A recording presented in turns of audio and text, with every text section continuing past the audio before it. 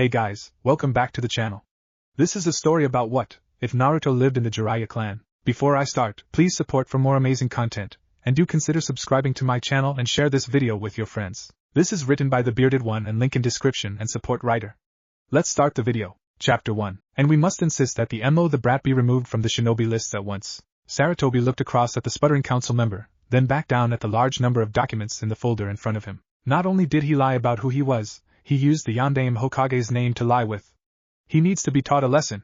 Exile is too little for the crimes he has committed, and what crimes would those be? A calm voice interjected and all eyes focused on the emotionless face of Hyuga Hayashi.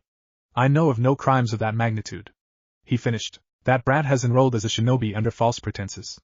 Counselor Haruna said, her voice almost calm and reasonable compared to that of her colleague. He used a false name and passed the test with a non-standard technique, bringing into question the standards that the academy holds to. He has made a mockery of the Chunin exams and he has somehow stolen the Namake's mansion and the grounds, claiming them through some strange skill, probably one linked to the circumstances of his birth. That last one, I will admit, is partially true.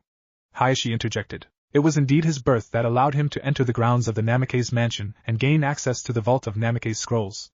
But he did not steal them. They were his. Please continue. Haruna glared at him, then inhaled sharply. How can you defend him? Everyone knows that because of him, your eldest daughter has been virtually disinherited in favor of her younger sister. She's always with him protecting him, if you can believe it. He must have used a genjutsu on her or something. We need to hand him over to Ibiki in order to find out. Slam! The sound of Hayashi's hands hitting the council table as he exploded onto his feet silenced everyone. Haruna froze in shock as she found herself pinned by Hayashi's gaze. Although his face remained expressionless, she could feel the hatred and killing intent radiating from him. Hatred that was focused on her, and the two civilian counselors that had tried to use the meeting to have a long-standing thorn in their sides removed. For almost a minute, no one moved, then Hayashi slowly settled back down into his seat. Hokage. Have you finished reading the documents I gave to you yet? I have indeed. Sarutobi answered. I accept their legality, and the truthfulness of them. Who will take the role of regent until he comes of age? My brother will. Hayashi said. And when Naruto-sama comes of age? Naruto-sama! Haruna almost screamed. How can you call that bastard brat Sama? He's a freak who needs to be killed because of that dim. Haruna's diatribe was halted by the sudden arrival of an ANBU behind her. Her eyes widened in shock as she felt the wire tighten slightly around her neck. Sarutobi looked at her for a moment, then waved the ANBU back. The subject is closed. Nanake's Naruto's claim has been approved. The Clan Restoration Act has been invoked. His fiancée is happy with the situation and is, by all accounts, pestering her elders for permission to marry him as soon as possible. He has learned many jutsus from his tutors. I see no problem, and once this meeting is over, I will make the announcement myself. Although, judging from a few comments I heard on the way in, the news has probably spread across the entire village by now. The civilian silence was due to sheer shock. The ninjas, most were silent from satisfaction. Hiruzen hid a small smile. So Hayashi was right. They have seen beyond the Kyuubi, and know that the orphan they once despised has the potential to surpass his father, Namake's Minato. Maybe I can finally atone for my many errors. Hayashi, I owe you, and all your clan. The bathhouse was crowded with kunoichi. The steam from the hot springs rolled by as the crowd pressed round one specific individual, asking questions in rapid volleys, allowing no time to answer. What's he like? Do you really share a bed? What's the mansion like? How did you two first meet? How big is he? How many jutsus does he know? How many has he taught you? How many have you taught him? Quiet. The sudden shout caused all the women to fall silent and the target of their questioning nodded her thanks. Thank you, Ayame-san. No problems, Hinata-chan. Most of us know part of the story, about how he rescued you when that IWA ninja tried to kidnap you when you were both 6. How he tricked the mob that had injured him and was trying to kill him into attacking the ninja while he dragged you away, and how he accidentally bled on the security seal of the Namake's gate, thus letting him drag you inside and cluing you, and the Hyugas, into who his parents were. So, rather than have us put together the wrong story, why not tell us what happened after he rescued you from that kidnapper? Hinata nodded and settled herself down onto a cushion that Sakura had thoughtfully provided for her. Taking a small sip of the fruit juice handed to her by Ino, she began to talk. As Ayame-san said, I was kidnapped as a small child and Naruto rescued me. He had been thrown out of the orphanage a few months previously, and had been searching for somewhere to sleep, and some food, when the mob chased him. Him leading them to the ninja was an accident. He headbutted the ninja right in the groin. A burst of laughter echoed round the springs. Gaki always was a rockhead. Anko crowed. Hinata smiled and waved for quiet. Anyway, the ninja dropped me as the mob appeared and Naruto managed to make them think that he was going to protect him. As the mob attacked the ninja, Naruto quickly dragged me down the street and round the corner, but he was bleeding heavily. When he reached the Namake's mansion, he pushed on the gate, and was astonished when the gate opened for him. He dragged me in, closed the gate and got me into the house. And that, ladies, is where my story starts. Chapter 2, Hinata's Tale. I woke up slowly, feeling rather groggy. For several minutes I just lay there, warm and unable to really think, then I started to notice things. I wasn't in my room. The walls were the wrong color. I was lying on something warm, something that was breathing, that was hugging me and I was hugging it. Any vestiges of sleep vanished in that instant, and I jolted out of the embrace of the person holding me. Pressing against the wall, I stared at my kidnapper? Rescuer? I didn't know. He was small. Yes, he was about my height, but his ripped and tattered t-shirt showed that his ribs were showing. He obviously hadn't been eating properly. His trousers were also torn and his feet were wrapped in rags obviously intended to act as shoes. With me no longer in his arms, he had curled up, almost as if he was expecting to be hit, and his eyes were open and staring at me. I had never seen such eyes. Blue. Blue as the clearest sky, deep as the ocean. His eyes showed pain, sadness, fear, and a determination I had never seen before. I didn't recognize it at the time, but they were the eyes of someone who had lived through 1,000 hells and refused to crumble. And they were looking at me. Hello? Looking back, I can only curse myself. Hello? A lame, stuttering hello. This was the man who had rescued me, who had prevented me from being taken to IWA and used as a brood mare for Byakugan babies, who had saved my eyes from being ripped out and implanted into a murderer. And I said hello? With a stammer. Cammy, I was pathetic back then. Anyway, back to the story. He stared at me for a few minutes before he sat up. By his side was a jacket, obviously too big for him, and from its position, it was what he had used to cover us both the previous night as he had hugged me to keep us both warm. Not that I needed any more warmth at that point. If I had blushed any harder, I would have caught on fire. I mean, he was gorgeous. Blue eyes you could stare at forever, hair that underneath the mud and dirt was the richest gold I had ever seen, flawless complexion and those 3 cute whisker marks on each cheek. Okay, I'm babbling. He was cute then, and he's handsome now. And he's mine. Well, mine, and I'll get to that later. You shouldn't let me get distracted like that. Hello? My breath caught as he replied to my greeting.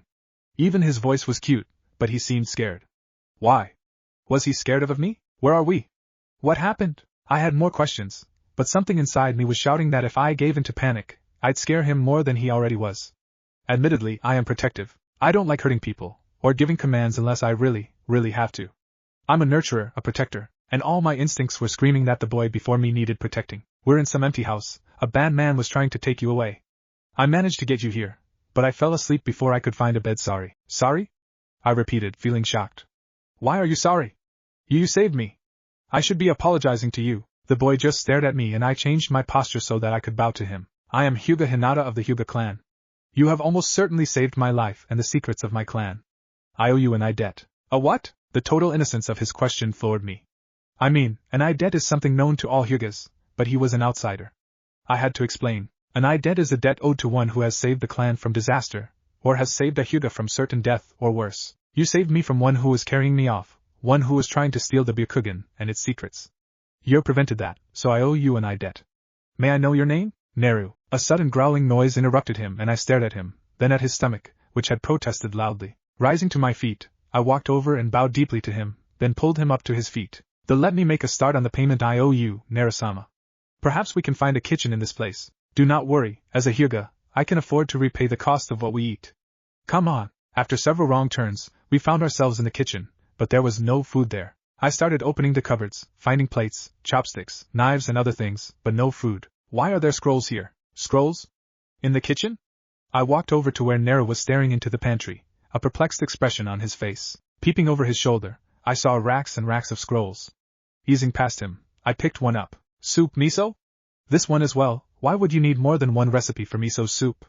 Ramen, lots of those sorted by flavors, but wait a minute. I unrolled one of the scrolls and saw not a recipe, but a seal. I quickly rolled it up again and looked round, finding something that looked interesting. Meal for 2, breakfast full.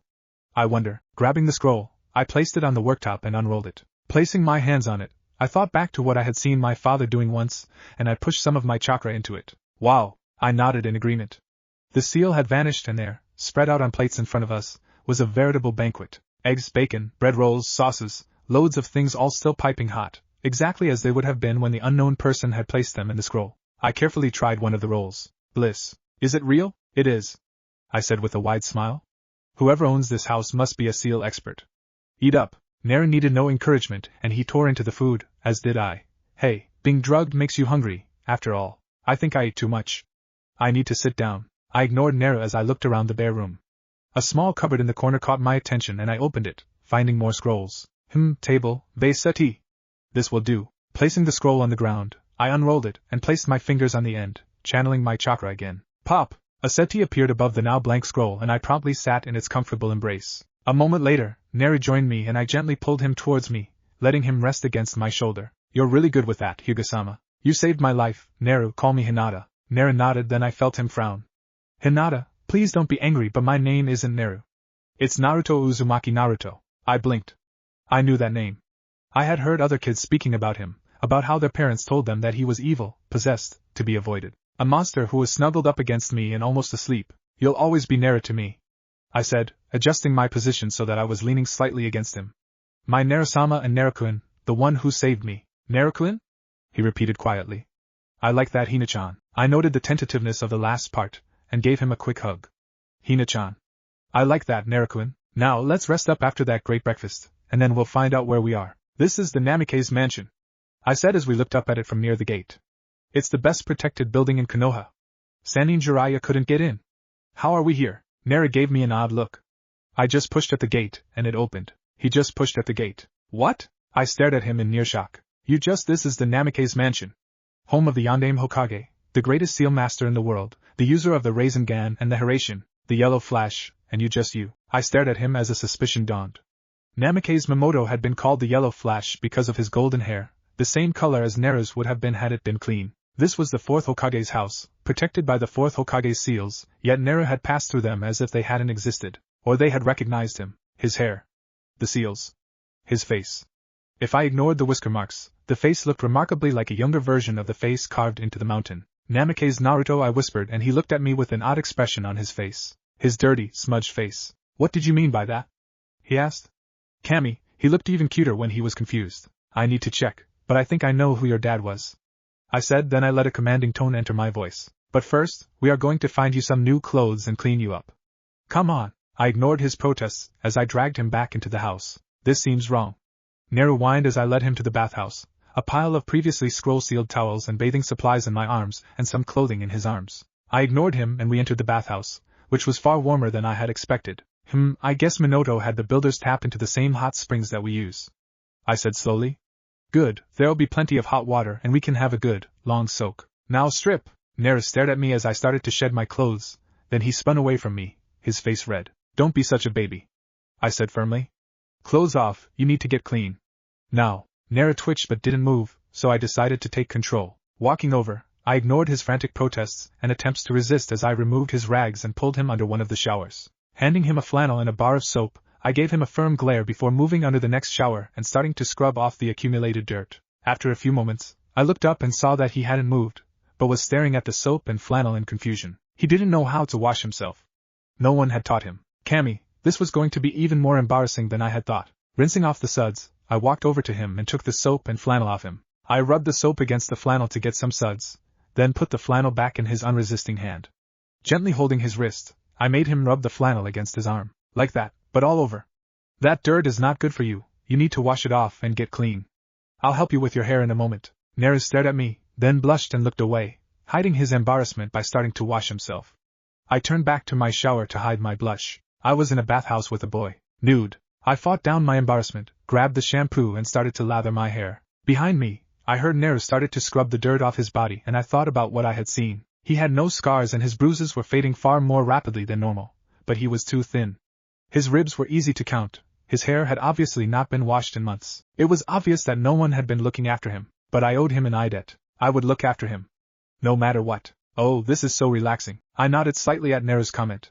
Anything more would have taken energy that I didn't think I had since we were both relaxing in the hot pool, the topmost of 4, each smaller than the one below, smaller and hotter. The lowest was obviously a swimming pool. It was large and well-shaped with a deep area perfect for diving or jumping into from the rocky ridge that made that side. The other 3 were far smaller and had comfortable seats carved into their sides, seats designed for different things. The second pond had a bench around the edge, letting people sit and talk, while the other pond had the carved seats shaped to allow a more relaxed posture. And the pool we were in had the fewest but most comfortable seats, even if they were solid rock. I looked over at the limp blonde hair and smiled at the closed eyes and relaxed expression that Naru had. His face was red from the heat and like me, he was almost completely relaxed. The hot water wouldn't let us remain tense. Naru, my clan will be looking for me, They probably caught that ninja by now. Naru opened his eyes and looked sadly at me. You're leaving? I shook my head firmly. I won't leave you, Naru-kun. I promise. I want you to come with me. When my family learns that you saved me, they'll understand. Naru looked uncertain. They'll call me a monster, and if they do, I'll leave them. I said firmly. If they do not thank you for saving me, they don't deserve to have me. You do, you mean that? My breath caught at the plaintive tone of voice. No one had cared for him, no one had taught him, and yet he was still caring enough to rescue a total stranger from a ninja that could have killed him with a single blow, and he had done so while pursued by a mob. Yes, Naru-kun. I mean that. I said as I moved to sit by his side. Gently, I placed my arm around his too thin shoulders and pulled him towards me, using my spare hand to guide his head onto my shoulder. As long as you want me, Naru-kun, I promise I'll be there for you. I whispered. I promise. Chapter 3. Aha! Here you are, my eternal rival. Kakashi continued to stare at the memorial stone for another moment, then he turned his head slightly. I'm sorry, guy. Did you say something? Damn your hip and too cool attitude, Kakashi. Kakashi hid a slight, sad smile and turned back to face the memorial stone. Well, you found me, but I'm not in the mood for any challenges, guy. Guy nodded and stood beside Kakashi, his expression sober. Did you hear? Your sensei's son is alive. I heard. Kakashi said softly. I failed him, you know. I should have been there for him, but the pain I ran away from my responsibilities. I should have taken him in, adopted him, protected him from the village, but I didn't. The silence seemed to deepen as both men stared at the memorial stone. I don't think he blames you. And you were there for him. While you were in NBU you protected him, but I should have done more. Kakashi said quietly, and Guy hid a wince as he heard the sorrow and guilt tearing at Kakashi's heart. I should have done, but I was too much of a damned coward. I ran away rather than face my pain. Just like I always do. Guy stared at Kakashi, his normal cheerful expression replaced with concern. Kakashi, we all made mistakes. You, me, Jiraiya, Sarutobi, we all screwed up. Hayashi didn't. He did. Guy said. I've talked to him. Comes with being Niji's sensei. He ignored Naru until the kid saved his daughter's life and incurred an eye debt. When he found out who Naru's father was, he blamed himself for not realizing earlier.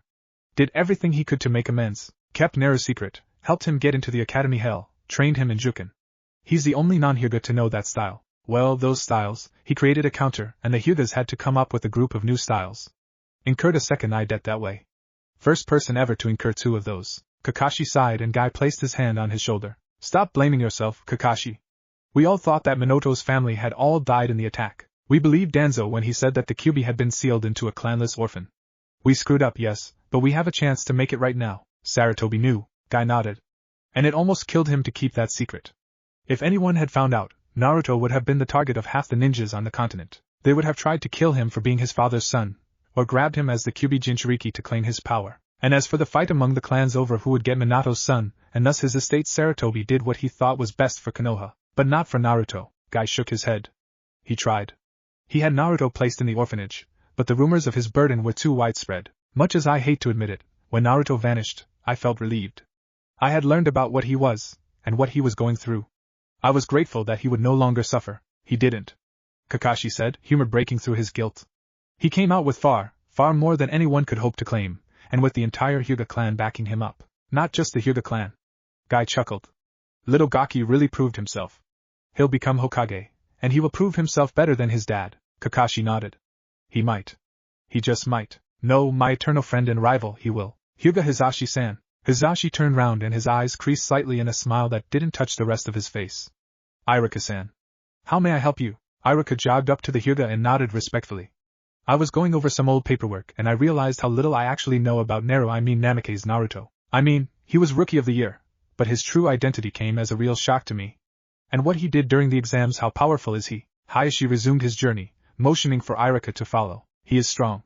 He single-handedly created the method that removes the advantage of Juken, and somewhat amusingly he meant it solely as a training aid to help Hinata-san to grow stronger. He studied as hard as he could to grow strong, so that he could live up to Hinata's belief in him, as she studied so that she could match his image of her. Once we got him started down the path of knowledge, getting rid of his bad habits and persuading him to eat healthily, he soaked up information like the desert soaks up water. Our hardest task was persuading him to slow down. Iruka nodded slowly. I see. His skills are extraordinary. He has the entire Namikaze library to draw upon. The duo proceeded down the street in thoughtful silence, then Iruka spoke again. So, how do you first meet him? An interesting story. Hizashi smiled. It was 2 days after Hinata had been kidnapped. We had found the ninja, bruised, battered and barely alive, and discovered what his mission had been. We knew he was working alone, but there was no sign of Hinata, and no trails into the forest. We had resorted to searching all of Konoha to find her. Most of the clan were combing the city while I remained in our clan house, correlating reports and noting areas searched on the map when. Chapter 4. Hisashi's Story. Uncle Hisashi? I froze as a familiar voice spoke, then slowly looked up. Despite being one of the wielders of the Byakugan, I almost couldn't believe my eyes. In the door stood Hinata, looking almost unharmed. There was a fading bruise on her cheek, but other than that, she was alright. Somehow she had got new clothing, a dress a few sizes too large for her, and a jacket which hung off her shoulders. I had no idea how or where she had gained those items, but I didn't care. Hinata-sama. Are you alright? What happened? Where have you been? I'm alright.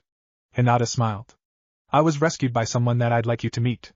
I owe him an debt, and I will repay it. I would like to meet the one who rescued you, I said, ringing a small bell to summon one of the other branch house members. Hinata nodded and reached sideways, then stepped forwards, pulling a small boy through the door. Like Hinata, the boy was clad in clothing too big for him.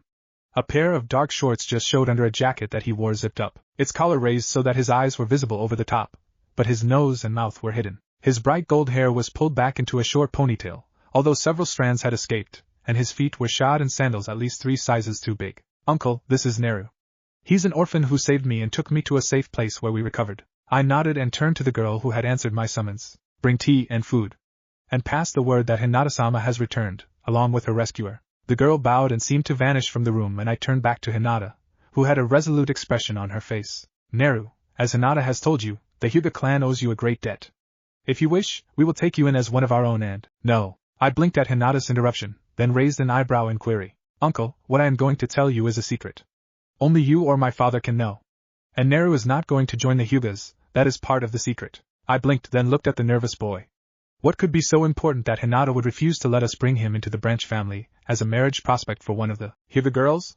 He had proven his bravery and courage. What in Kami's name did she have in mind? I suddenly realized that the tea and food had been brought in while I was thinking. I waved the girl away and activated the privacy seals once the door was closed. We are secure. Hinata sat down and I poured the tea, handing her the first cup and the second to the boy. Hinata took a small sip and then looked straight at me. Uncle, I have reason to believe that Naru is the orphan child of Namikaze Minato. I have spent the last 2 nights in the Namikaze mansion. Naru was able to pass through the security seals effortlessly. Seals which defeated even the Hokage and Sannin Jiraiya. For a moment I could do nothing other than gape at her. It couldn't be true. All knew that the Yondaime Hokage's child had been killed during the Kyuubi attack, where the Yondaime Hokage had sealed the Kyuubi in a newborn. Oh hell. Namikaze Minato was known for not asking others to do what he would not have done himself. No one had known his wife's name, but all knew of the child in whom the Kyuubi had been sealed. Uzumaki Naruto. If Hinata was right, I looked hard at the boy who had lowered the zip to allow him to sip his tea. Yes, there were marks on his cheeks. Whisker-like marks. I could not see them all, but I would have bet every ryo I owned that there were 3 on each cheek. And now I looked, really looked, I could see the 4th Hokage's features on the boy in front of me. Even his hair was the exact same color. Oh bloody hell, she was right. I could see it myself. And she implied that the seals on the Namikaze mansion recognized him. Oh Kami, what had we done? We had betrayed the 4th Hokage's memory. We had abandoned and abused his son. It wasn't 1 debt we owed him, it was 2. 1 for saving Hinata, and 1 to atone for the actions of our clan. Uncle? I blinked a few times, then looked at Hinata, who was gazing questioningly at me. I need to be sure. I visited the Namikaze mansion when I was younger. Describe the main staircase. It's a wide spiral in the middle of the main hall, the front facing the entrance. It curves round a koi pond. We had to remove the dead fish. It'll need restocking, and after a full spiral it reaches the upper level. I'm convinced, I said slowly. You will need new clothing, Naru-sama. And since you may wish to hide your cheek markings, I once worked in ANBU. I remember a colleague of mine named Tenzo. He had an unusual headpiece which might work. Tell the tailors his name. They'll make a similar one for you. Hinata will go with you. Hinata, with your permission, I'll tell your father what you told me. I can hold him down if he decides to act less than calmly. Hinata nodded and I looked down, only to see all the food had gone. What? Glancing up, I saw Naru wipe a few crumbs off his chin and raise the zip again. So that was where it had all vanished. I'll give you a note that'll tell them to cooperate, I said, reaching for a sheet of parchment and a brush. Use whatever materials you want. Wait, Hinata said. I haven't finished. You see, I made a promise to Naru-kun. Naru-kun? Oh bloody hell. This was going to be one of those days. My brother's face was an absolute picture. I was sure that my expression had been just the same when Hinata had dropped her bombshells on me. After what seemed like an hour, he blinked and pinched the bridge of his nose. So, to summarize. The Jinchuriki is here and he rescued my daughter. She discovered he is the 4th Hokage's son and they spent the last 2 nights in Minato's mansion, during which time she declared she owed him an eye debt and fell in love with him. And vice versa on the love thing. I nodded, keeping my unholy glee concealed. Hayashi gave another sigh and started to rub his forehead. And since he is the Yandame's son, we have been among the morons who betrayed Minato's legacy and need to make up for it, meaning we owe him not 1 eye debt, but 2, at the same time, no less. I nodded again and Hayashi slumped. Any ideas, brother?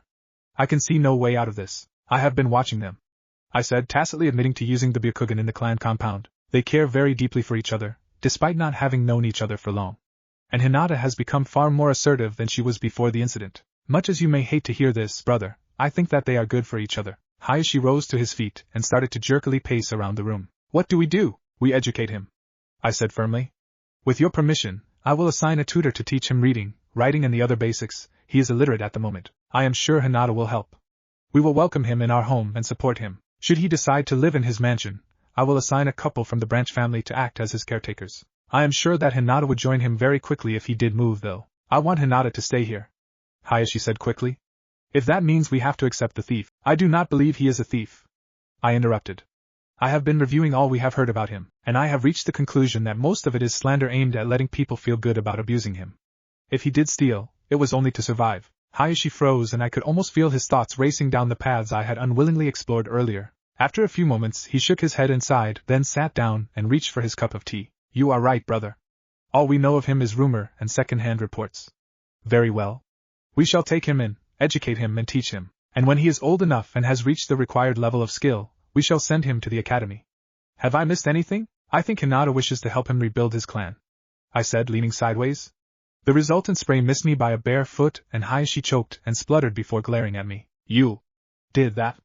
On purpose, he accused, and I bowed to hide my smile. Ask her yourself, I have only my impressions to go on, I said as I straightened.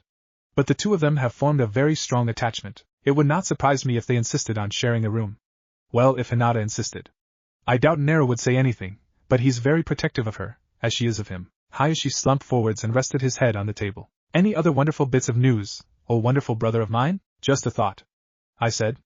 If Hinata and Naru do marry and the Clan Restoration Act is supported by us, the Namikaze and Hyuga clans will become as close as the Hyuga and Senju during the earliest days of Konoha. Hayashi froze, then he looked up at me, his expression an odd mixture of chagrin, hope and confusion. I wonder if Naruto has inherited his father's ability with seals? And his library? I said, and my brother's face lit up. I paused as I glanced into Hinata's open room and saw her empty futon.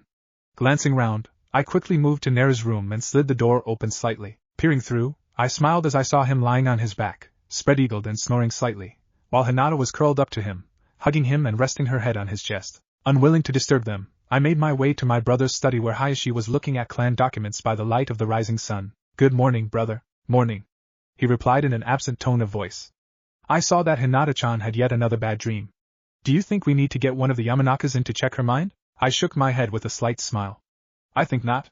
I overheard her telling my son that she hasn't had a single bad dream in the last 4 months. Hayashi froze, then he slowly looked at me, his eyes wide. You mean that she? I told you she would want to share a room with him, I said with a slight smile. Don't worry, they are far too young for anything inappropriate to happen, but I have never seen her smile as widely as she does when she is hugging Naru-san.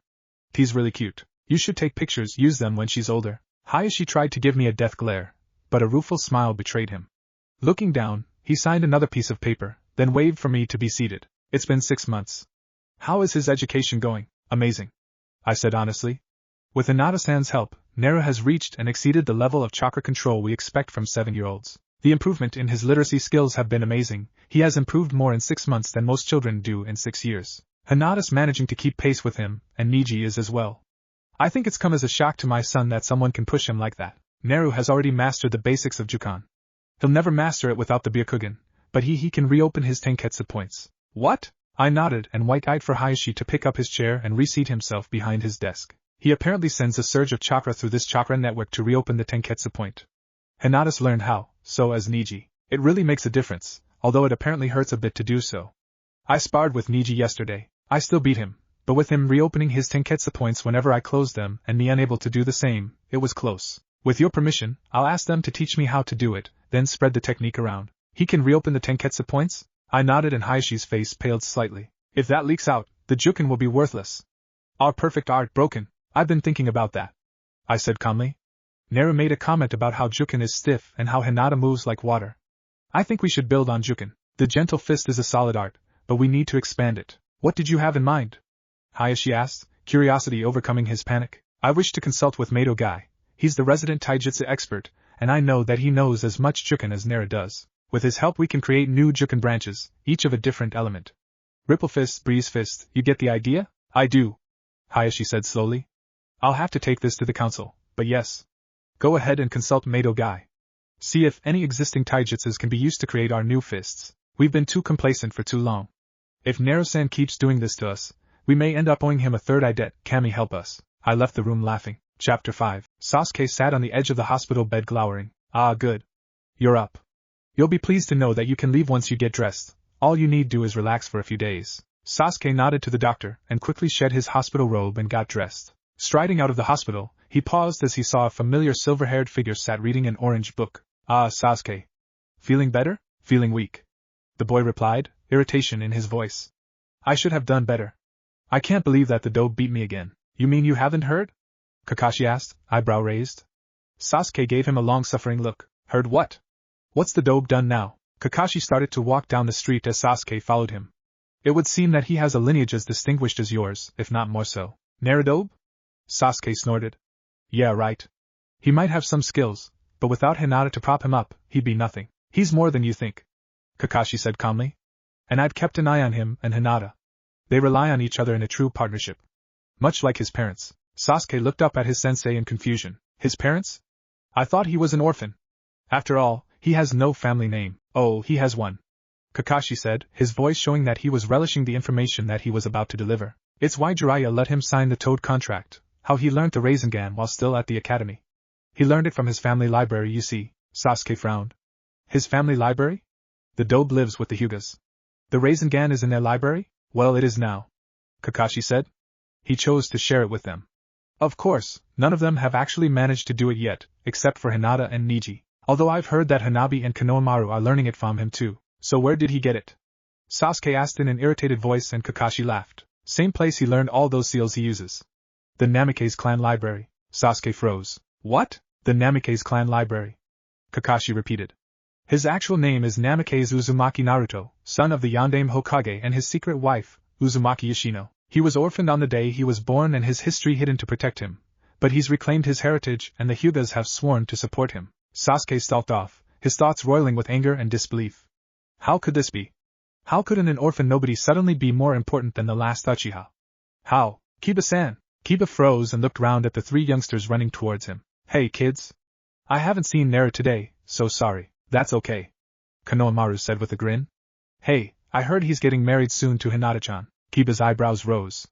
Really? Yeah, it's part of the CRA. Namikaze Naru, you did know he's the last Namikaze, didn't you? I caught that part, Kiba admitted, feeling slightly depressed. Him and Hinata, huh? I guess I stood no chance, after all. Well, I knew they were together even before he came to the academy. The three kids looked at him in confusion, and Kiba smiled slightly. I'm an Inuzuka, we have enhanced senses. I could smell them on each other. And their body language, it was like drowning in syrup being around them. Isn't that right, Akamaru? Akamaru yapped in agreement, and Kiba grinned. So, what did you want? Well, Konohamaru said slowly, I realized that I actually don't know all that much about Boss's past. The whole Namikaze thing came out of nowhere, so we're collecting stories about him so we can understand him better. Well, if you can get me some of my favorite food, I'll tell you. You planned to get me to tell you, didn't you? Konohamaru nodded as he held out the large box of dog biscuits. Kiba accepted them and led them to a nearby patch of grass. Settling himself down beneath the tree, he leaned back, ate a few biscuits and passed one up to Akamaru before starting to speak. Let me tell you of the first day I met Naru. He was only at the academy for 1 year, unlike the rest of us who did 3 years, but I still remember that day well. Chapter 6, Kiba's Tale. I was sat just behind Sasuke as I normally was.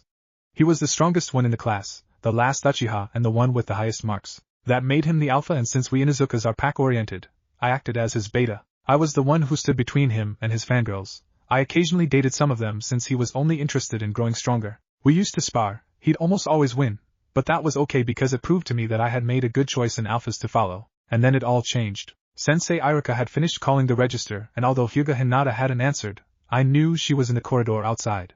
I could smell her. Hyuga was the only girl who had caught Sasuke's attention. Oh, he wasn't trying to get her to be his girlfriend, but the fact that she pretty much ignored him had him somewhat confused. All the other girls were throwing themselves at him, not her. I think he respected her for that. I sure did. Besides, she's a Hyuga. You don't cross the Hyugas. Anyway, I caught another scent and I knew that the boy Hinata often smelled of was with her. It was going to be interesting. I would like to introduce a new member today, Iruka-sensei said. Hinata, please bring him in. Hinata came in, holding hands with a boy I'd never seen before. He smelt a bit of foxes, for some reason, but it was the first time I had actually laid eyes on him. Heck, I think it was the first time anyone had, except Hinata, that is. Obviously, he was a little bit taller than Hinata. He smelt like he ate healthily and was growing well. He had long blonde hair caught in a ponytail and an odd headband with cheek pieces. No idea why. But it suited him and made his blue eyes seem brighter. His clothes were well made and mainly black with dark orange trim. He wore black sandals and long pants inscribed with what I thought were odd patterns, but which I now know were seals. He had a dark orange t-shirt and a long black sleeveless coat that reached down to his knees but only zipped up from the waist. A slit at the back reached from below the waist to the bottom hem, allowing for freedom of movement. The collar was like Shino's, nose high, except he'd left his coat undone. On his arms were bracers with more odd designs and he had crossed bandoliers under his coat, metallic with lots of compartments. Damn, he looked cool. Sasuke straightened in his chair as all the girls stared at the new guy instead of him. Everyone, this is Naru. Naru, please tell us a few things about yourself. Likes, dislikes, dreams, that kind of thing. I looked at Naru and saw how he glanced at Hinata. He looked to her for support, and I concluded that he was, despite appearances, not alpha material. Yeah, I was an idiot back then. Naru bowed to the class. I am Naru. I live with the Hyuga clan and am friends with most of them. I like reading and training, dislike those who judge others without getting to know them and hope to one day prove my worth to the village. Excellent. I see 2 seats over there. Sit yourself down and we'll begin. As Hinata and Naru sat down next to each other, I looked round.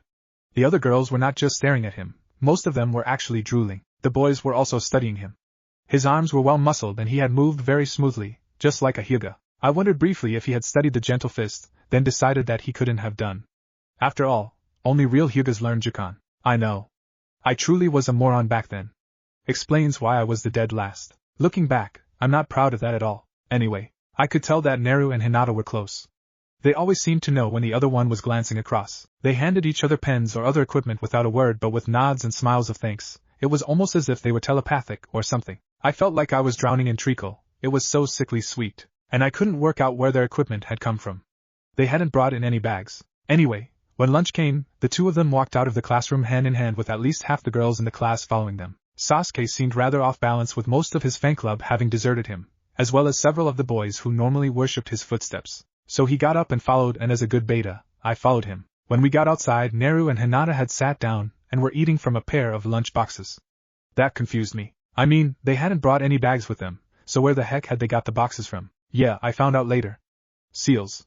Idiot, as I said. Anyway, Sasuke strode across and halted just in front of them, glaring at them and waiting for them to acknowledge him. They didn't. I just couldn't believe it. I mean, it was Sasuke.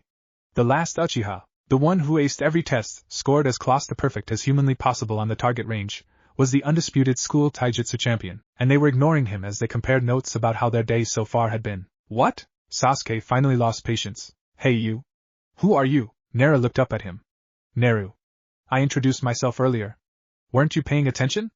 I can introduce myself again if you want. Sasuke's frown deepened. No, who are you? What's your family? I'm an orphan. Naru said. I lost my family during the Kyuubi incident, and the Hyugas took me in. I learned a lot from them. Fight me.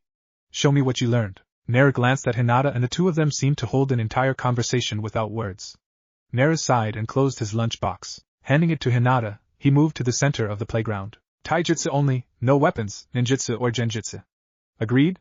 We don't want to put anyone in danger. Agreed. Sasuke said. I was about to suggest that myself. Kiba will say go. I swelled at the honor Sasuke had given me. Waiting for Sasuke to settle into his stance, I took a deep breath and stepped back. Go! Sasuke launched an attack with his piercing fist style. As an Uchiha, he was expected to use it. As the last Uchiha, he trained in it almost religiously. The attack was perfect. He went in fast, hard, and his balance was solid. And he missed. My eyes widened and I heard gasps from the crowd. Naru had barely moved, but he had somehow deflected Sasuke, sending him rolling across the ground until he managed to get to his feet. What the who taught you? Hinata and myself often trained with Mato Guy and his students, Tenten, Rock Lee and Hyuga Niji.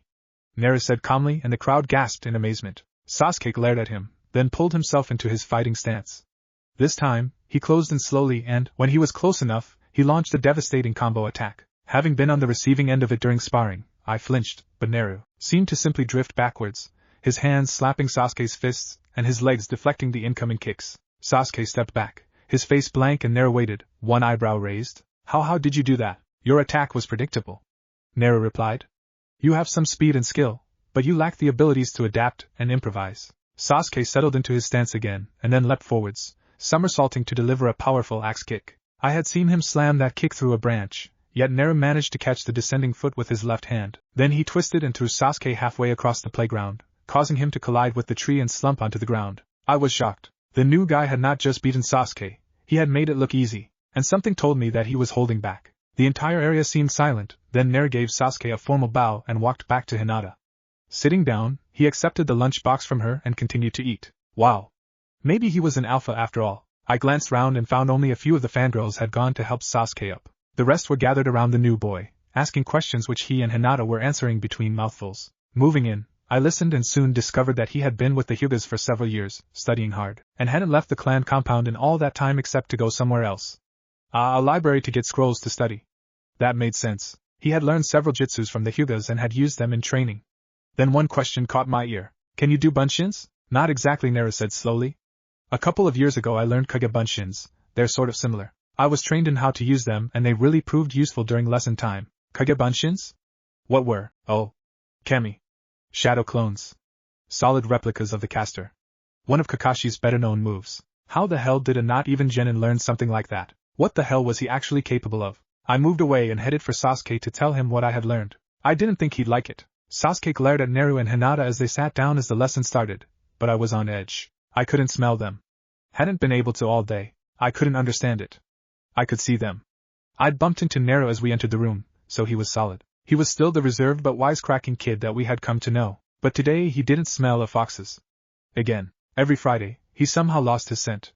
And for the last couple of weeks, Hinata had started to do the same as well. I'd asked my family about it, and they didn't have a clue about how someone could simply lose their scent for a day. It was really getting on my nerves. And I hated things that got on my nerves. Good afternoon, class. Iruka-sensei said, looking round. Today is the last day before the holidays, so we're going to do a test. He held up a pile of sheets. Here are the questions, you have an hour to answer them. Iruka passed out the sheets and sat down as we turned them over. I looked at the first question and groaned. History. Blurg. In front of me, Sasuke was writing away. I glanced round and saw Hinata and Naru both filling in their sheets with their neat handwriting. With a groan, I turned back to my own test. Question 1. Name the Hokages in order. I hate Fridays. Time's up. Iruka walked up and down the classroom collecting the sheets. Sasuke, Sakura, Naru and Hinata had all finished their tests and had been simply sat still for the last 10 minutes or so. Several of the others had also finished. Nara Shikamaru was asleep again. Lazy baka. Iruka seated himself at the front and nodded. Alright, I'll mark these and let you know on Monday how you did. Dobe probably failed. Sasuke sneered, glaring at Naru, who simply looked back at him with a raised eyebrow. Sasuke's expression darkened and before Iruka could react, he grabbed his ruler and threw it as hard as he could at Naru. The ruler slammed into Naru's forehead, and Naru vanished in a puff of white smoke. What? The hell? Iruka's jaw had dropped as he stared at the now empty seat. Sasuke was dumbstruck and Hinata was shaking her head with a resigned expression. What happened? I asked, not expecting an answer. Shadow clone. Iruka said slowly. That's a B-rank jutsu. Creates a duplicate of the caster, and when the clone is dispersed, the original gains the clone's memories and any acquired skills. Hinata added with a smile. Naru-kun is very good at kage bunshin, he often has a dozen of them doing studying while he practices. And now he knows that you've discovered that he sort of skipped class. No wonder I couldn't smell him. I gasped as realization hit. He's been doing this every Friday for the last few months, hasn't he? Iruka started to laugh ruefully as he shook his head. Damn, the gaki's good. A kage bunshin in class and I never realized. And it let him learn while still doing whatever he wanted. Only Fridays, you said, Kiba? Yeah. I growled. He has no scent on Friday. I stared at Hinata. Like you. You're a clone too, aren't you? Hinata nodded. Naru-kun taught original me to do it, but she can only create 2 kage bunshins without chakra exhaustion. Iruka's laugh grew more rueful and Hinata blushed. Are we in trouble? We are still here, sort of, and we get all the memories of class. What do you two do on Fridays? Iruka chuckled and Hinata's blush grew more pronounced. Training, mostly. I work on my jukin with Naru, while his clones read jutsu scrolls and practiced the jutsus. And which one is he working on now? Iruka queried, an unreadable expression on his face, although I could sense the chagrined amusement rolling off him. Something called the Rasengan. Hinata said and Irika blinked. Wow. That is the Rasengan. Okay. Class, your homework is this. I want you to write about the 4th Hokage's better-known jutsus, 1 page per jutsu. Hinata, relay that to Naru since he is no longer here. Sasuke, don't throw anything at anyone in my class again. Class dismissed. I started to rise and Hinata vanished in a burst of white smoke. Irika grinned. Well, that was interesting. Does anyone else use Kage Bunshin? No, good. I guess I'll have to talk to Hyuga Hayashi about this, though. Rasengan. Huh. Gaki's full of surprises. Chapter 7. The room was crowded but silent. The candles that illuminated it cast deep shadows, somehow fitting the mood. So. The golden flash, son of the yellow flash. This is not going to be good. Several of the figures twitched as if they were about to nod, and the central figure continued to speak. We can't try to grab his girl, she used the Rasengan in the exams. Kami knows what else she has. Her clan are beyond our ability to threaten thanks to those damned eyes of theirs, and he has no living clan. The silence after the statement deepened and the figure finally looked up from the table, his face twisted in impotent rage. Damn it! Just when we were getting to the point where we could take advantage of that Kami-damned alliance between sound and sand, just when we could attack and gut Konoha forever, they come out more powerful than ever. The attack barely fazed them. How do they keep doing this? How? Forehead. Enopig. The two girls glared at each other, but anyone who knew them would have seen the mutual respect and friendship underneath the antagonistic surface. After a moment, they moved to a bench and sat down, looking across the park. Namikaze Naruto. Ino sighed. I didn't see that one coming, did you, Sakura? Sakura shook her head. Nope. The son of the 4th and he's already taken. Our luck sucks. I think the IWA ninjas had a nervous breakdown when they realized who he was. Ino snickered. I wonder how long Irika-sensei knew. You remember the homework he gave us when Naru first showed his skills? Sakura leaned back and stretched. I think he suspected something was off, but I don't think he knew. I didn't. Both girls jumped with identical leaps, then spun round to glare at the man who had appeared behind them. Damn it, Irika-sensei. Irika laughed. Stereo scolding, huh? Well, at least you two aren't trying to destroy each other over this. The two girls looked at each other, then back at their one-time teacher. So why did you give us that homework? Irika shrugged. I didn't know much about the Rasengan, only that it existed. Naruto startled me by including that only 2 people still alive had managed to do it, excluding himself and Hinata. Ino nodded. Oh Kami, yes. I couldn't believe it when Hinata produced that Rasengan and hit her opponent with it. That was unbelievable. That's not the only one of his jutsus they share. Irika smiled. In fact, let me tell you of what happened just before you all took the Genin exam. Chapter 8. Irika's Tale. I was early to class that day. I hadn't managed to fully finish marking, so I thought I'd do the final few just before the bell rang. I was doing the last 2, Naru's and Hinata's, appropriately enough, when I felt something odd. Looking up, I saw Naru lower Hinata to the ground. There were several things strange about that. First, they hadn't come in through the door, and all the windows were closed. So, how had they managed to enter? Especially with him carrying her in his arms. Secondly, there was no sound of a shunshin. No displaced leaves, sand, feathers, anything like that. If they had used a shunshin, I would have heard it. Third, the corner they were in was the one furthest away from the door and windows, the corner where they normally sat together. Yet they were definitely behind the line of desks, and were standing against the wall rather than in position to sit down. The solution that occurred to me was, on the face of it, preposterous. Yet it was the only one that fitted. Hiraishin. The teleportation jutsu used by Namikaze Minato. Somehow, Naru had managed to learn Hiraishin. He already knew the Rasengan, as he had demonstrated to me privately a few weeks earlier, something that led to that damned pervert Jiraiya the Toad Sage appearing at my door demanding to know who Naru was and how he knew the Rasengan. And if he knew one of the Yondaime Hokage's most famous jutsus, why not the other? Apart from the fact that he was only 12, damn it, and an orphan, who lived with the Hyugas, who were probably the greatest teachers of chakra control. It worked perfectly. Great idea putting individual codes on each tag. Naru said quietly, giving Hinata a hug. While I'll admit it was interesting finding out just how many tags had been placed, it was not fun explaining to Hayashi where we had been for 3 whole days. We'll have to visit that island again though, Hinata said with a smile, looking deeply into Naru's eyes. It was really romantic. Tags? Island? Just what the hell were they talking about? I had to find out, so I coughed to announce my presence. Oh, it was priceless. Unforgettable. Hilarious. With matching eeps, they jumped apart. Naru slammed into the wall, and had to regain his balance while Hinata spun round to look at me, her eyes wider than I had ever seen before, and her face bright red. And it matched Naru's perfectly. I couldn't help it. Despite my best efforts, a chuckle escaped, then a snigger, a chortle, then I had fallen off my chair and was holding my ribs as I howled with laughter. Tears were streaming down my cheeks and my sides felt as if they were about to tear open. Wow. Just wow. It took me several minutes to recover. Once I did, I pulled myself back to my feet and tried but failed to give them a glare. All right, I said, completely failing to hide the laughter in my voice. Do I assume you've managed to get the Horatian down? Come here and tell me about it before school starts. And what in Cammy's name did you mean by island? They exchanged one of those looks. You know the one, the look that only lasts a couple of seconds, but seems to have a full hour of discussion in it. Yeah, those looks. The ones so filled with love that even Sasuke averts his eyes. No, that wasn't meant as an insult to him. So stop glaring at me like that. Anyway, they stood in front of my desk and Naru spoke. Sensei, what you have seen is an S-rank secret. And if you want to know more, the only people you can talk to about it are myself, Hinata or Hyuga Hayashi-sama, or the Hokage, but he already knows about the Horatian and prefers not to talk about it. Too many bad memories. Ha, I thought. I knew it. Where was my brain that day? He had totally misled me without actually lying. The Horatian itself was a clan jutsu, so it was automatically ranked as an S-ranked secret to any not of the clan in question. The list of people was accurate, but the last part? Genius! Saratobi did indeed know about the Horatian. He did indeed prefer not to talk about it, or about Minato, if he could help it. He always regretted failing to fulfill Minato's last request, sacrificing young Uzumaki Naruto's happiness in an attempt to appease the villagers. He did not say that the Hokage knew that Nara could use the Horatian. I assumed that he did, and Nara didn't correct me. I'm a teacher. I should have known better.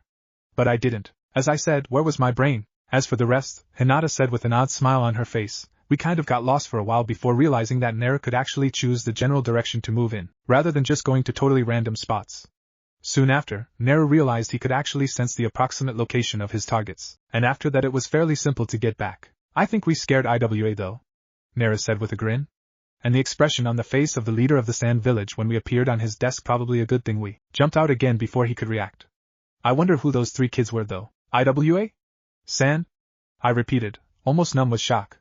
How far did you go? There was a glacier, Hinata said, then she shivered. It was really cold. We brought some ice back. Nara smirked. I think it convinced Hayashi-sama. He wanted me to get more. How far did you go? I asked, shock and all warring for supremacy inside me. Hinata shrugged. Hard to say. On Friday we stayed overnight in the Land of Iron. The samurai there were really nice to us. Heck, we met one of the Yondaime Hokage's old friends. He gave us a room for the night. Saturday was Land of Vegetables. Nara shrugged. I have no idea where that tag was hidden. I hope they find it for us. It was embarrassing. We did need the bath by then. Hinata shrugged. And the actress was very understanding about it. After she finished screaming, that is, Nara blushed. I don't remember much about that. He fainted. Hinata stage whispered to me. We jumped into her bathroom. For a moment, it didn't register, then my eyes widened. Before I could say anything, Nara turned away with a shrug. Anyway, on Sunday, Hinata managed to figure out what I was doing wrong, and we got back in time for tea and a really long, relaxing soak. For several minutes silence held us, then I chuckled slightly. Wow. I guess you had quite an adventure. So how did you get here? Oh, I had Nara send a shadow clone in last night with a marked tag, Hinata said. It placed the tag in the wall over there, and we used it to get in this morning. Simple. We have more tags in our rooms and around the Hyuga mansion. Tags, I mused. What happens if they're found? They contain a small self-destruct jutsu, Nara said. If they are handled by anyone other than me or Hinata, the tag burns up. Most of the tags we know of don't have that feature though. I've got a lot of work ahead of me, replacing the tags. I nodded. Obviously the tags contained special targeting seals that Nara could use to summon himself to them. So that was how Minato had done it. Even a decade plus after his death, the man's genius still astounded. Nara's trying to teach me how to do it, Hinata added. I don't mind him carrying me around, but once we become proper ninjas, we may be in a situation where I need to carry him to safety. Marking the tags will help, Nara said. Makes it way easier. Helps keep track on the map which tags I've updated too. Map? Naru, Hinata, on Saturday, may I discuss this with your clan? The map adorned the wall of Naru and Hinata's workroom, while a small raised dais was positioned before it, a tag inset in the center. This shows the position of all the tags we know about, either through direct experience, or the Yondaime scroll. Hizashi explained as I stared wide-eyed at the huge map. The dots with the codes next to them are the ones that have been replaced with marked tags. This allows for instant, direct jumps. Otherwise, Nara-san has to leap to the nearest marked tag to where he wishes to go, then use directional jumps to reach his desired location. Of course, he usually uses the opportunity to replace the tags as he does so. The map covered all the shinobi lands, as well as many other places, and the dots on the map seemed to be well positioned. Oh Kami! Knowing where everything was and able to reach it in a flash, no wonder Minato had been so feared by all the other nations. And Nara had been trained from the age of 6 by a clan of chakra experts, and had access to the Namikaze scrolls. Wait, how did he have access to the Namikaze scrolls? The Namikazes and the Hyugas had drifted apart over the previous century, so how had the Hyugas ended up with two recent Namikaze techniques? Could it be Hyuga Hizashi-sen? I started, nervously. 6 years ago, a young orphan, named Uzumaki Naruto, vanished from Konoha, sparking an international manhunt which failed to find him. Just over a year ago, Naru of no family name yet favored highly by the Hyugas joined the academy. Naru has access to scrolls which rightly belong to the Namikaze clan and has mastered several of the techniques. I suspect there is a connection, but I do not quite see it. May I ask for enlightenment? Hizashi stared at me for a long moment, then he nodded. You are an honorable man, but I shall ask that you hold this in secret. You are not to speak of it to any other than an adult Hyuga, Hinata or Naru. Even the Hokage must not know, although the reasons for this are personal and I vow on my honor as a Hyuga that it does not negatively affect the security of the village. Can you agree to this? I was shocked. For how long? Until the time is right and a hidden legacy is unveiled. Hizashi replied and I suppressed a snort. Did all Hyugas have to sound like they were declaiming prophecy whenever they got serious? What came next, though, shocked me to the core. When the time is right, the Hyugas shall call for the Clan Restoration Act to be initiated, and Hinata shall be his first wife. Hizashi stated. She has already agreed joyfully to this. On that day, you shall be released from your vow of secrecy. The CRA? Hinata as someone's first wife when everyone knew she was virtually soul-bonded to Naru. I had to know, maybe I could help reduce the damage it would cause her, maybe even avert it. You have my word. Excellent. Now, the past of Naru-sama is more complex than you would expect. Since the third finally removed the Kyuubi law 3 years back, I am now able to tell you the true story of that fateful night, and the events after it. I stared at my drink, ignoring the sounds of the bar. The whole village seemed darker, meaner, crueler, although I knew that was just my perception of it. I tossed back the sake and poured another shot. Here you are. I nodded acknowledgement to my old friend Mizuki and tossed back another shot as he sat down. He looked at the 2 empty bottles in front of me, and the nearly empty third and winced. A 3-bottle binge? What the hell happened? I found out about an old truth. I said, choosing my words carefully. Other people become talkative, morose, angry or happy when drunk, I become contemplative. No idea why. Mizuki used to joke I had a kekai genkai. Truth in alcohol, an old truth. He said slowly. And it affected you this much? What was it about? Kyuubi. Mizuki froze, staring at me. It's still alive? It vanished 6 years ago. I pulled a small sealing scroll out of my pocket and placed it on the table. I always keep several with me, it's a useful habit for a teacher to have. Mizuki stared at me. What is this? A scroll. He said, humoring me. I pulled out a kunai. What is this? A kunai. I placed the kunai on the scroll and sealed it with a smooth motion. Pointing at it, I asked my question. Is this a kunai now? No, it's a scroll with a kunai sealed inside it. I nodded and reached for my sake. Then why did we try to destroy the scroll when it was all that restrained the kunai? Mizuki stared at me as if I'd gone nuts. Perhaps I had. Destroyed what scroll? I unsealed the scroll and held up the kunai. Kyuubi. I pointed at the scroll. Naruto. I quickly resealed the kunai. Kyuubi sealed away. Naruto with Kyuubi sealed inside. Not was Naruto and now Kyuubi, just Naruto with Kyuubi sealed inside. But destroy scroll, kunai emerges and kills all. Why then destroy scroll? Why destroy Naruto? Because he's the demon. Is this a kunai? Mizuki stared at the scroll, then up at me. The demon took over the boy. He was always causing trouble. We betrayed him. Abandoned him. He was Namikaze's son. He wanted attention. We didn't give it. What else would he do, but seek it? We tried to destroy him. We tried to destroy the scroll. Namikaze's scroll. Yondaime Hokage's son. Mizuki paled and I nodded slowly. I was shown the files. Namikaze Minato was married. He had a son. He used his son to seal the Kyuubi, to restrain it. A perfect seal, a masterwork. We attacked his son. We tried to destroy the scroll, not caring it was not the kunai sealed away. The silence of the bar caught my attention and I looked round, feeling the world start to drift away. I'm a teacher, and I couldn't tell the difference between a kunai and a scroll. I said. Not until it was pointed out to me. The world faded and the last thing I heard was Mizuki's voice. Time for you to go to bed, old friend. Then I think I'm the one who needs the drink. I staggered out of my room and paused at the sight of Mizuki sat on the settee. His eyes turned towards me and he nodded. Sorry, I needed to talk to you and since I didn't know when you'd wake up, I nodded and tried to get my brain working again. That's the problem with drinking. My brain seems to only go at half speed the next day, unless I get an adrenaline boost. Something that never happens in conversations. Is Uzumaki Naruto still alive? Okay. Hardly ever happens in conversations. I was awake, and thinking rapidly. What brought this on? Yeah, it was a terrible way of buying time to think, but it didn't matter. The way you were talking yesterday. You never said he was dead. And it came out of nowhere. What news did you get? And when? Oh hell.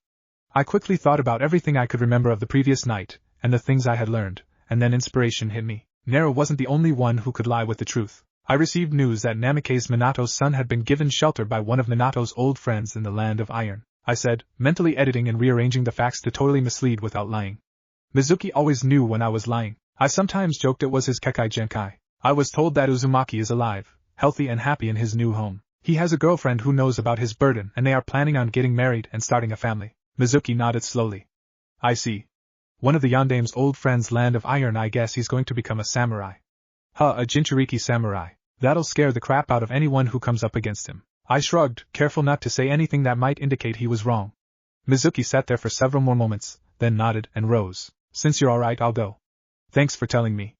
I feel better, knowing that Uzumaki Naruto's alright. I hope to meet him one day. It would be an honor to fight alongside the Yandame's son. He opened the door and stepped out. As he did so, I heard him mutter to himself, and maybe I can atone for my arrogant stupidity. I smirked and wondered how long it would be before the rumor mill grabbed my misdirection and ran with it. It would be amusing, it would protect Naru, and it would be one step on the long path of my redemption. Chapter 9. I think you've had enough to drink. Nai-chan. No, the black-haired Jonin Kunoichi snapped. I'm serious. I am not dragging your lazy behind back to the flat again. You can walk. So unfair, Anko moaned, ignoring the muffled laughter behind them. A moment later, a familiar scarred man took Anko's free arm and slung it over his shoulder. I'll take her back, Irika said as Anko stopped struggling and rested her head against his shoulder, a pleased smile plastered to her face. You go back to the celebration. Yep, Anko slurred, taking a swig from a sake bottle that she had somehow procured even though Kurenai had searched her pockets. You go, Dolphin-kun and me will be fine. No snakes, Irika said in a semi-serious voice as they moved off, Anko relying on the Chunin to guide her steps. Last time, you passed out before telling me where the antivenom was, and Kurenai shook her head as Kakashi laughed from behind her. The snake mistress and the school teacher. How the heck did those two get together, Naru? Kurenai said with a shrug and a smile. I still don't know the story of how he arranged for the two of them to meet, or even if it was intentional, but it worked. I just realized that I never asked, Kakashi said as the two of them re-entered the shinobi bar. When did you realize who he truly was? Was it before the teams were chosen? After? Before the wave mission? Kurenai smiled and gave a significant glance at the bar. Kakashi nodded, and as Kurenai found a seat, he returned with a large glass of her favorite tipple. Here now please. What's the story? Kurenai glanced round at the other ninja who were closing in, their interest sparked. I didn't find out about Naru's true identity until after I had done the genin test, she said. But as for me getting him on my team, you can blame Hinata's dad. Chapter 10. Kurenai's Tale. I entered the Hokage's office along with my fellow jonin, feeling somewhat overwhelmed since I had only recently passed the test and been promoted from Chunin. Taking a deep breath as the door closed behind me, I stood by Asuma, taking advantage of the situation to glance at him. Wow, he had a great ass. Looking round, I frowned slightly. As well as the jonin who had volunteered to take on new genin teams, we had been joined by none other than Hyuga Hayashi, who was looking slightly amused. Okay, that was odd. You have to know the Hyugas to see past the emotionless mask they wear. I had been called to the academy some months previously to teach the kunoichi class, a class which almost had to be taught by a kunoichi like myself, since a male would be unable to teach it without blushing and becoming embarrassed. A kunoichi teacher, on the other hand, could cover the essentials such as camp hygiene, interpersonal relations and relationships, trauma and post-rape counseling, ninja wear versus civilian wear, all the things that a kunoichi really needs to know and which often causes the less intent kunoichi wannabes to quit. Being a ninja is hard, but it can be rewarding. Anyway, during the class, I had noticed Hinata, and afterwards she had asked to speak to me, inquiring about relationships within teams and the possibility of serving alongside a spouse. This had intrigued me given how young she was, and I found myself sharing several meals with her as we discussed things of both ninja and personal natures. I even visited the Hyuga mansion a couple of times and met her boyfriend/fiancé, Naru. At the time, I still couldn't understand how the former heir to the Hyuga clan had managed to not just arrange her marriage to a no-clan boy, although one who the Hyuga owed an eye debt or three to, but do so with the overwhelming approval of pretty much the entire clan. And Hinata's dad was in the room, amused. The meeting started and the files on the desk of the Hokage were passed round. Most of the class were from civilian families and not expected to pass. They may have had the book smarts, but they generally didn't have the skills or drive. They were handed over to the experienced jonin to see if they could prove themselves enough to be salvaged. Maybe a squad could be formed from the ones who stood out, but no one really expected it to happen. The jonin in question left with the files of the kids they were probably going to fail, and the Hokage spread out the remaining 9 files as Hayashi moved to his side. Kakashi, the council has requested that you take the Uchiha on your team, the Hokage stated. Look at the files and select the other 2. Asuma, you get the Shiki no Choji team as requested. Kurenai, any requests? I'd like to try to do another tracker team, I said, ignoring the glance that Asuma gave me. I had looked at the files earlier to get a feel for the potentials of the kids. As such, I would like Hyuga Hinata, Aburaim Shino and Naru. Hayashi stated. I blinked. Naru? I was thinking Kiba. Hayashi nodded, but his face remained set. Naru has senses almost as keen as a Nikan and his combat potential is higher. He knows the Juken, although he lacks the Byakugan to capitalize on it, and has learned several other fighting styles from Mato Guy. In addition, his inclusion on the team will allow you to cover ground faster. His stamina is unreal and he has mastered the shadow clone technique. He has several other jutsus that he will tell you about later. If you don't want Naru, I'll take him and Hinata and swap them for Haruna Sakura. Kakashi said, glancing over at me. Her academy scores are sky high. She only just beat out Hinata for Kunoichi Recruit of the Year due to her written scores. I thought about it for a moment. By giving up Hinata, I could have both Shiko and Kiba, but I had met Sakura and while she was bright and very knowledgeable, I already knew I could get along with Hinata. Wait, Hokage, are Sasuke and Kiba friends? And what about Sasuke and Naru? Kiba looks up to Sasuke as his alpha and both have a rather fierce rivalry with Naru. Sarutobi said slowly, looking at the files. I managed not to wince. I see, I said slowly. Alright, having a combat type on the team will help. I'll take Shino, Hinata and Naru. Hayashi smirked. He smirked? Just what the heck did he know? I watched as the trio approached for the test and managed not to blink at the wardrobe changes. Naru had swapped the two bandoliers under his coat for a single, larger one over his sleeveless coat going from his left shoulder to his right hip. On his shoulder, the bandolier mounted a bit of armor plating with the kanji for his name, and Team 8 inscribed on it. His height 8 was mounted on his head protector, making him look a lot like Tenzo. Shino's clothing was unchanged except that he wore an almost identical bandolier. Hinata on the other hand had abandoned her normal clothing and wore the same style clothing that Naru did, except that her clothes were pale gray or white, making it look almost as if Naru and her were almost reverse color images of each other. And wow, the girl had developed. If only I'd been that developed at that age. I was almost jealous. The trio stopped in front of me and before I could introduce myself, Hinata pulled out one of the metal plates on her bandolier, revealing it to be hinged and covering a pair of seals underneath. Channeling chakra to one of the seals, she made yet another bandolier appear in her hand, which she extended to me. Gomen, but Naru and I had this made for you. It's a storage bandolier like we wear. Since we are a team, Naru and I decided to have these made. It contains over 20 storage seals, and my patented alert seal. Naru said with a slight smile. If you channel chakra into this seal just here, it alerts Hinata and myself to your location and the fact you need aid. Shino doesn't have the right training to capitalize on it the way Hina-chan and I do, but with the seal, he can alert us if he needs aid. Naru-san and Hinata-san have already shown me how to use the storage and alert seals. Shino said in his flat voice. The storage capacity of the seals is impressive and the effect alert seal is optimal for situations where combat potential is of a greater importance than our normal tracking skills. I accepted the bandolier almost numbly and noted that it had my name on the shoulder plate. Putting it on, I smiled. Okay, thank you. However, you're not quite a team just yet, you need to pass my test. And for this, I asked a friend of mine to help. Enko? Hey, Gakis.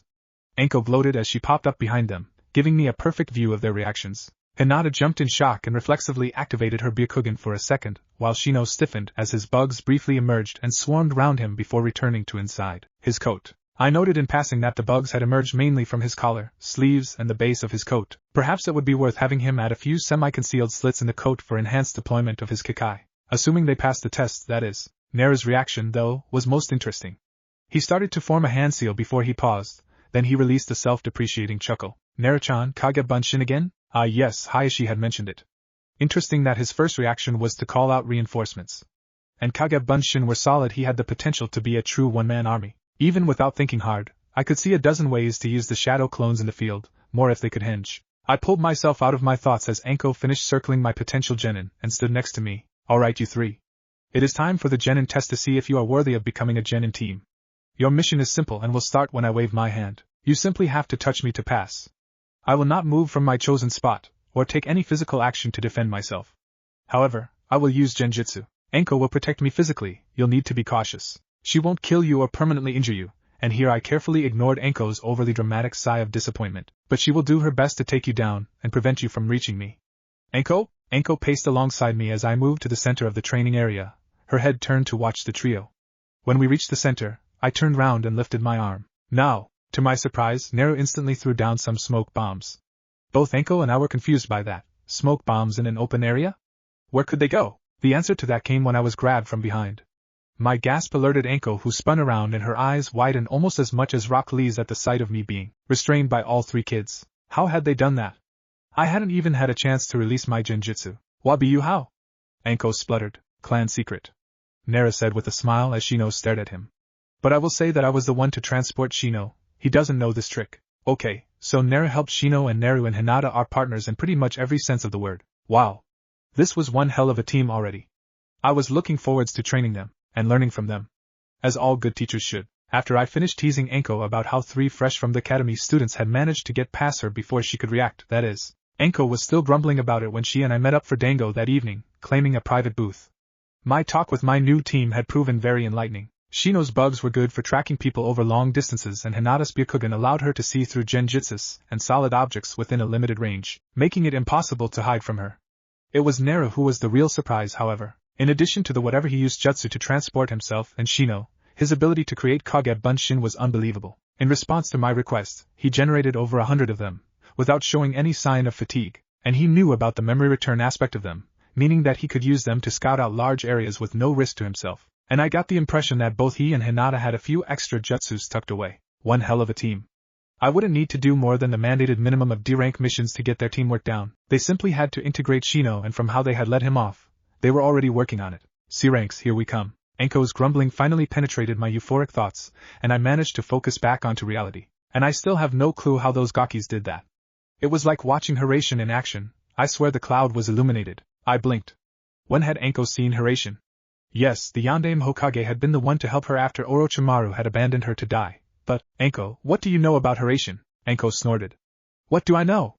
Minato had Kushina give me a seal tattoo after he found out people were trying to kill me for being trained by that fucking bastard. All I had to do was channel chakra into it, and he'd appear to smack down whoever was trying to hurt me. As she spoke, she pulled up her left sleeve and touched her arm with her right hand. A brief glow from her fingers caused the complex tattoo to appear. Whenever I did this, he would Both of us blinked as 2 flashes of light briefly illuminated our darkened corner, and Naru and Hinata were there, looking round. You felt it too, Hina-chan? I did. Hinata said, flaring her Byakugan, but I do not see a tag here.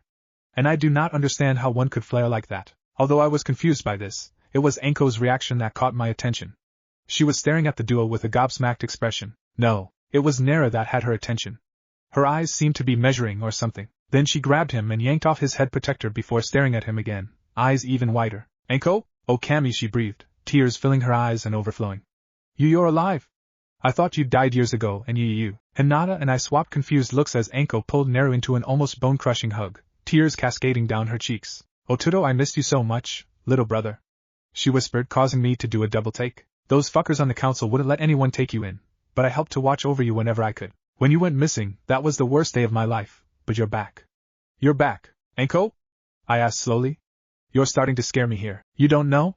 Enko grinned through her tears as she loosened her grip and looked down into Naru's confused and semi-conscious face. Naru, he came when I sent out the call, just like his dad used to do. His dad? But she said that Minato? Oh, my word. Part of me was in shock. Naru, son of the Yellow Flash? How was that possible? Who had the Yandame married? The other part of me was rubbing its hands in glee. I had to know how far he could Hiraishin, the limitations and advantages. I already knew he could carry another person from the test that morning. My recon team had suddenly become far more capable than I had thought possible in my wildest dreams. Oh, I was going to rush through the D ranks to get to the C ranks and B ranks. Take that, Kakashi and your 2 top students. You got the last Uchiha, I got the Yandame's son. With his skills, life was good. Chapter 11. The buzzing of the Kikai hives was a soothing, familiar constant background noise to the dozen members of the Aburame clan who were checking on the insects and making notes. Hive 7 is showing a slight imbalance in number of workers, nothing to be alarmed about, but increased observation is recommended. I have updated the records accordingly. Crossbreed Project 16 has produced a new generation of Kikai. Early indications show that they have enhanced speed and agility, but they can only absorb 80% of the chakra of normal Kikai. Hive 17 hatched 2 queens yesterday. I have split the hive, the new one is now Hive 63. Aburame Shiba nodded acknowledgement at the last report, then spotted someone he wanted to talk to. Shino, father. The 2 of them exited the cavernous building and strolled across the gardens towards another hall, this one decorated with images of the Kikai and famous Kikai users. What did you wish to speak to me about, father? First, I wish to congratulate you for your actions and achievements during the exams, my son. You brought great honor on the clan. Thank you, father. Shiba looked at his son. Secondly, I wish to discuss the legacy of the Yandame. Namikaze Uzumaki Naruto, Jinchuriki of the Kitsune no Kyubi, son of Namikaze Minato and Uzumaki Kushina, user of the Rasengan and the Hiraishin and the soon-to-be husband of Hyuga Hinata. That legacy? That legacy. Shiba confirmed. Since graduating, you have spent the most time with him of anyone bar the Hyugas. The clan council is worried about how little they know about him. They wish to know more. As he finished, Shiba opened the door of the hall, revealing the entire clan council waiting for them. Entering, Shikako closed the door behind him and took his own seat, leaving Shino standing before them. Honored council, how may I serve the clan and the hive? For a moment, silence descended, then one of the council members spoke. Abarum Shino, you have worked alongside Namikaze Naruto. We would ask you to share some of your experiences, so that we may form a better idea of him. Shino nodded. I understand. He is, after all, the reason I chose to learn the art of seals to complement the fighting style of the clan. With your permission, I will begin my recitation from the day that Team 8 was formed. Chapter 12, Shino's Tale. From the moment that I had joined Team 8, I had known there was something unusual about Neru. My Kikai had reported that Neru had levels of chakra better suited to one of Kage level, as well as something in the chakra that they disliked. They could not describe it better than that, but it was an interesting data point. The test itself was another data point. Hinata had presented me with a storage bandolier the day before, and I had taken several hours to examine it. I had been impressed, as had my father, whose expertise I had called upon. The seals were masterpieces, while the emergency alert tag concealed under the shoulder plate was highly unusual. My father noted that it reminded him of the seal tag used on the kunai that the fourth had used for his Horatian technique. I was unable to formulate any logical theory for Hinata to have gained access to that seal. The reason for the similarity soon became obvious during the test. It was a Horatian tag, and Neru used it to Horatian himself and myself past Kurenai-sensei's emotionally suspect friend, letting us pass the test almost instantly. What caught my attention was that while Neru had transported me, Hinata had made her own jump. She knew how to use the tags as well. Interesting. Obviously, the Hyugas had managed to get access to Namikaze jutsus, although at the time I was unable to formulate any logical theory for how they did that. At my suggestion, Neru began experimenting with transporting items via Horatian and the use of Kage Bunshin. We soon discovered that although a Kage Bunshin would destabilize and dissipate upon arrival before it could fully reform, whatever, or indeed, whoever, it carried would make it to the target area intact and unharmed. In addition, should one Bunshin transport another, the one being transported would restabilize upon arrival, allowing Neru to deploy Bunshin remotely, albeit at a double cost. His attempts to directly form Bunshin through a Horatian proved futile. I admit that I was actually relieved at that. Neru was a real chakra powerhouse, and I was already starting to feel envious. Hinata and Neru worked hard on making me feel welcome and integrating my skills into their already excellent teamwork. Hinata concentrated on the close-in work. Her mastery of the Juken was almost flawless. Neru was our medium to long-range specialist with his mastery of wind-style techniques. His ability to utilize the Rasengan was quite shocking the first time he did it, but in retrospect I should have seen it coming given his Horatian skills. I remained unaware that Hinata had the Rasengan in her arsenal as well. I did not discover that until the Chunin exams. Kurenai-sensei almost rushed us through the required D ranks to get to the C ranks. The first C rank was the delivery of a message scroll to our allies in Suna. To no one's surprise, Neru was able to jump us there. Once we arrived, we delivered the scroll and then took a week's vacation on a resort island that the Yondaime had apparently enjoyed. It had a Horatian tag on it, anyway, and scratched graffiti, the words flash and tomato in a heart.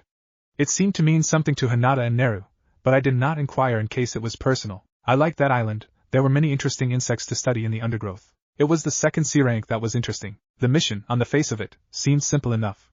A bridge builder named Tuzuna requested an escort returning back to his home village and protection from bandits until the bridge was completed. Kurenai-sensei accepted the mission, and we departed to make our preparations ready to meet the next morning. As we left, we encountered Team 7 who, upon learning of our 2 C rank missions, demanded one of their own. For some reason, their mission to locate the missing boy Uzumaki, believed to be residing in the Land of Iron, and to try and persuade him to return to Konoha, preferably bringing his new girlfriend with him, caused Neru and Hinata to almost collapse in fits of laughter. I was obviously missing the joke. Kurenai got it, but she merely smiled. For some reason though, Hinata gave Sakura an odd necklace and a whispered conversation. I have yet to find out what that was about. We set off soon after sunrise after Neru confirmed, somewhat sheepishly, that he did not have a Horatian tag placed at our planned destination, and thus we would have to make our way there on foot. The fact that Tazuna was a civilian, and thus incapable of the chakra-enhanced progress that we shinobi could make, meant that the mission would be longer. But at least Neru could simply jump us back once the mission had ended. After emplacing a tag should we ever need to return, of course. Maybe more than one. Redundancy in planning ahead is a good thing. It was not long after we left that we encountered an anomaly. Despite the fact that it had not rained for the past few weeks, there was a puddle in the middle of the road. Our whole team noted it. Kurenai-sense is not known as the Genjutsu mistress for nothing. It remains my opinion that she had detected the Genjutsu used even before we crested the hill. Hinata had been using her Byakugan in brief bursts to check no one was sneaking up on us through the forest. She later confirmed to me that she had spotted the ambushers before we had reached them. My Kikai informed me of the presence of a low-level Genjutsu, and I was able to rationalize out the situation from that. Neru admitted later that he had missed it. he has very little genjutsu capability, although he has mastered a chakra pulse technique that can destroy any genjutsu within the affected area. It also disorients my Kikai if I am not forewarned, so he has learned to give a signal so I can prepare for the pulse. Anyway, while he missed the genjutsu itself, the slight reactions that the rest of us had were more than enough to inform him that there was a problem, and he was probably the best prepared of us. I had been unaware that Naru had trained under Mato Guy for several years, using shadow clones, with their learning capabilities. After the mission, Guy mentioned in my hearing that Rock Lee and Naru are lifelong friends and sparring partners, and that Guy and Lee often double-team against Naru and his clones and they fight without holding back until all of them are exhausted. When you think about it, the only word that can describe it is terrifying. Anyway, all of us were ready when we approached the puddle. Kurenai had already cast a genjutsu that made it seem that she and Tazuna were still with us when she pulled him out of the way, meaning that when the two ninja appeared out of the illusionary puddle and attacked, their chain weapons simply coiled around empty air. I started to deploy my hive while Hinata moved to protect me. Naru deployed several dozen clones. Half of them vanished and the rest swarmed the two attackers before vanishing, taking the attackers with them. I was rather disturbed by this and turned to Naru, seeking an explanation. It's okay, I sent them to Guy. He's been complaining that his workouts are getting boring. I thought a couple of Nuke-Nin would cheer him up.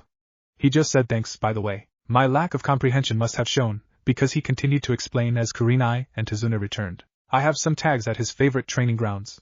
I found out where he was, using my clones, then gave him a heads up and dropped the ninja in front of him. He took one down, Lee took down the other, and they'll be sent to Ibiki for questioning. Once that's done, I'll give my clone the info and my clone will bring it to us so that we can plan. Simple. Simple?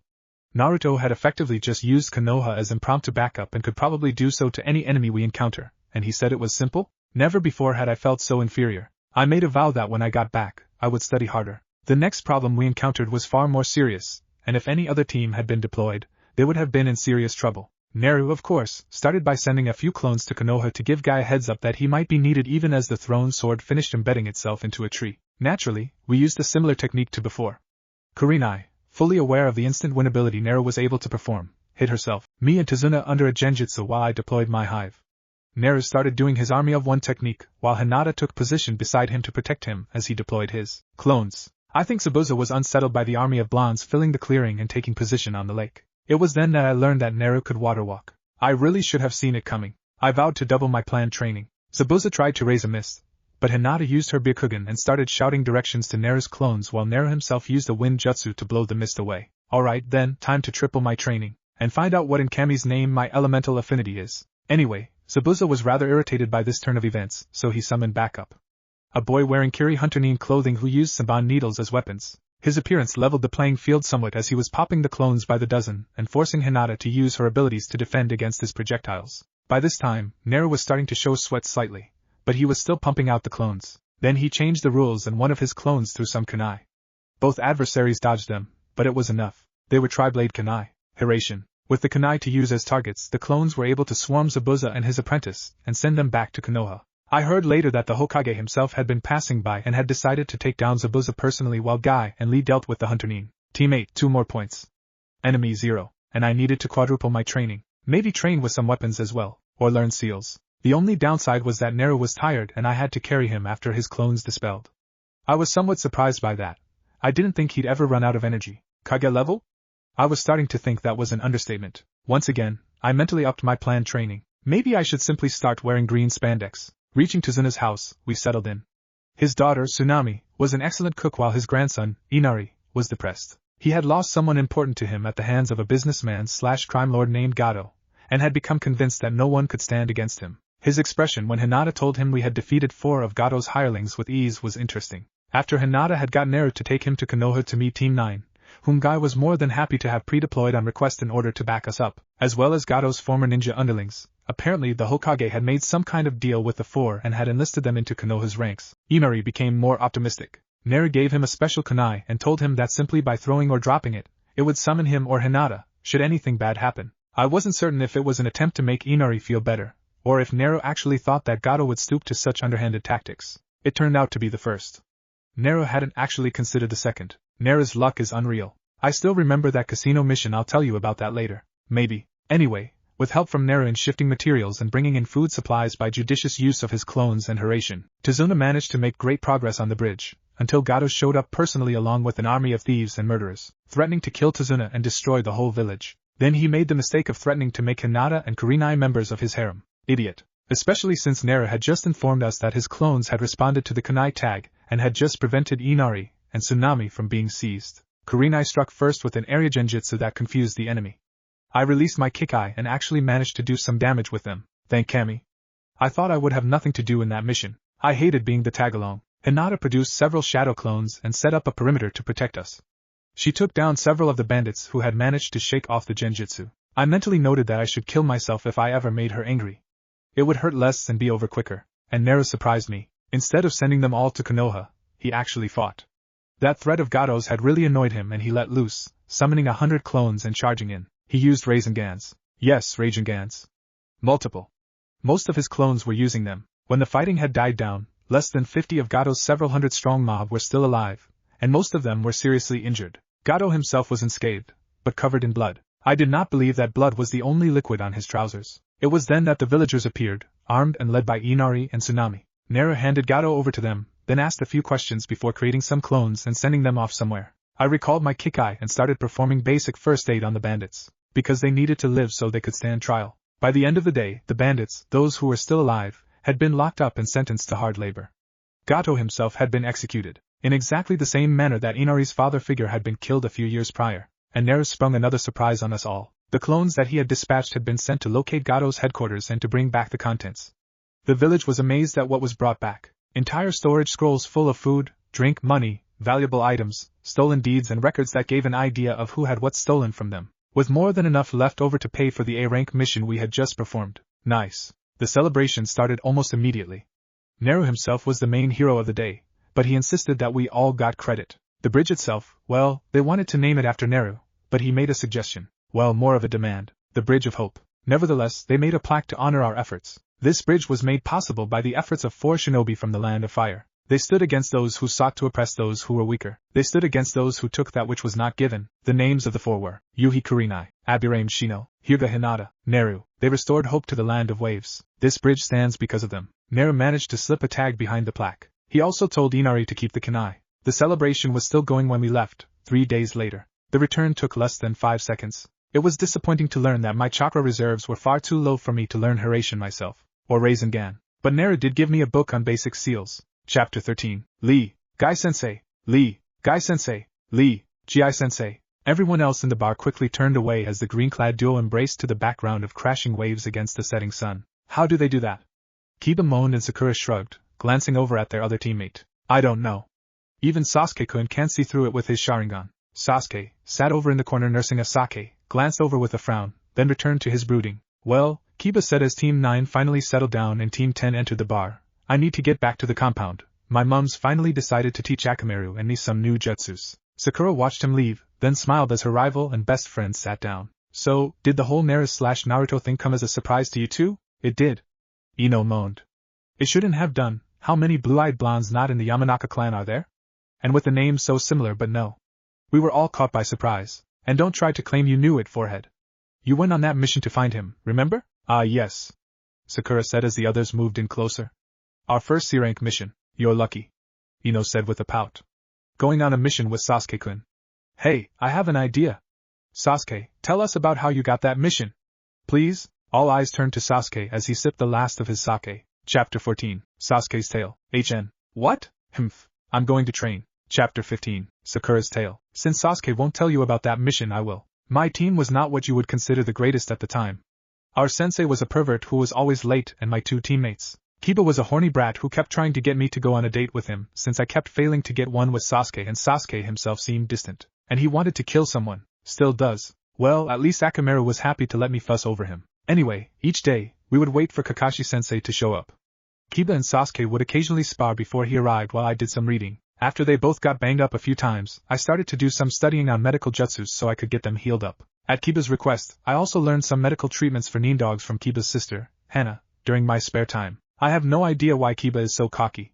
His mom and sis keep swatting him down, but it never seems to stick. Where was I? We seemed to be doing great with our D-rank missions until one day, we were heading for the tower when Team 8 passed us by talking, and Kiba overheard something that made him rather upset. Did you hear that?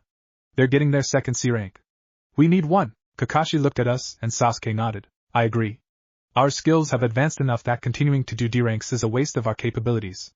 A C-rank would let us prove how far we've advanced. I almost melted at that. Sasuke was so cool. Very well, Kakashi said as he led us into the tower. I'll see what I can do. The mission we got was an important one. Apparently, one of Konoha's citizens, an Uzumaki Naruto, had vanished several years prior and had been assumed dead. The last of his clan, he had an odd bloodline that Konoha wanted, and it was up to us to persuade him that he should accompany us back to Konoha to reclaim his inheritance. No violence, no threats. And the size of his inheritance was huge. My family are rich, but the Uzumaki inheritance was massive. It accounted for over a quarter of Konoha's treasury. No wonder they wanted him back. If he pulled his money out of Konoha, the entire village would collapse. I wondered if he was cute. Then came the kicker.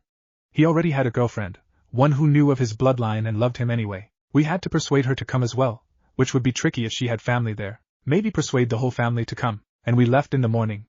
I had to tell Ino. I managed to find Ino talking with Naru and Hinata on the high street. Hey Ino pig, forehead. I glowered a bit at that. My forehead isn't that big. We got a C-rank mission and we're leaving tomorrow. Teammate aren't the only ones doing C-ranks. Ino glared at me, then sighed. So what mission are you off on? Delivering a message? Escorting a fat merchant?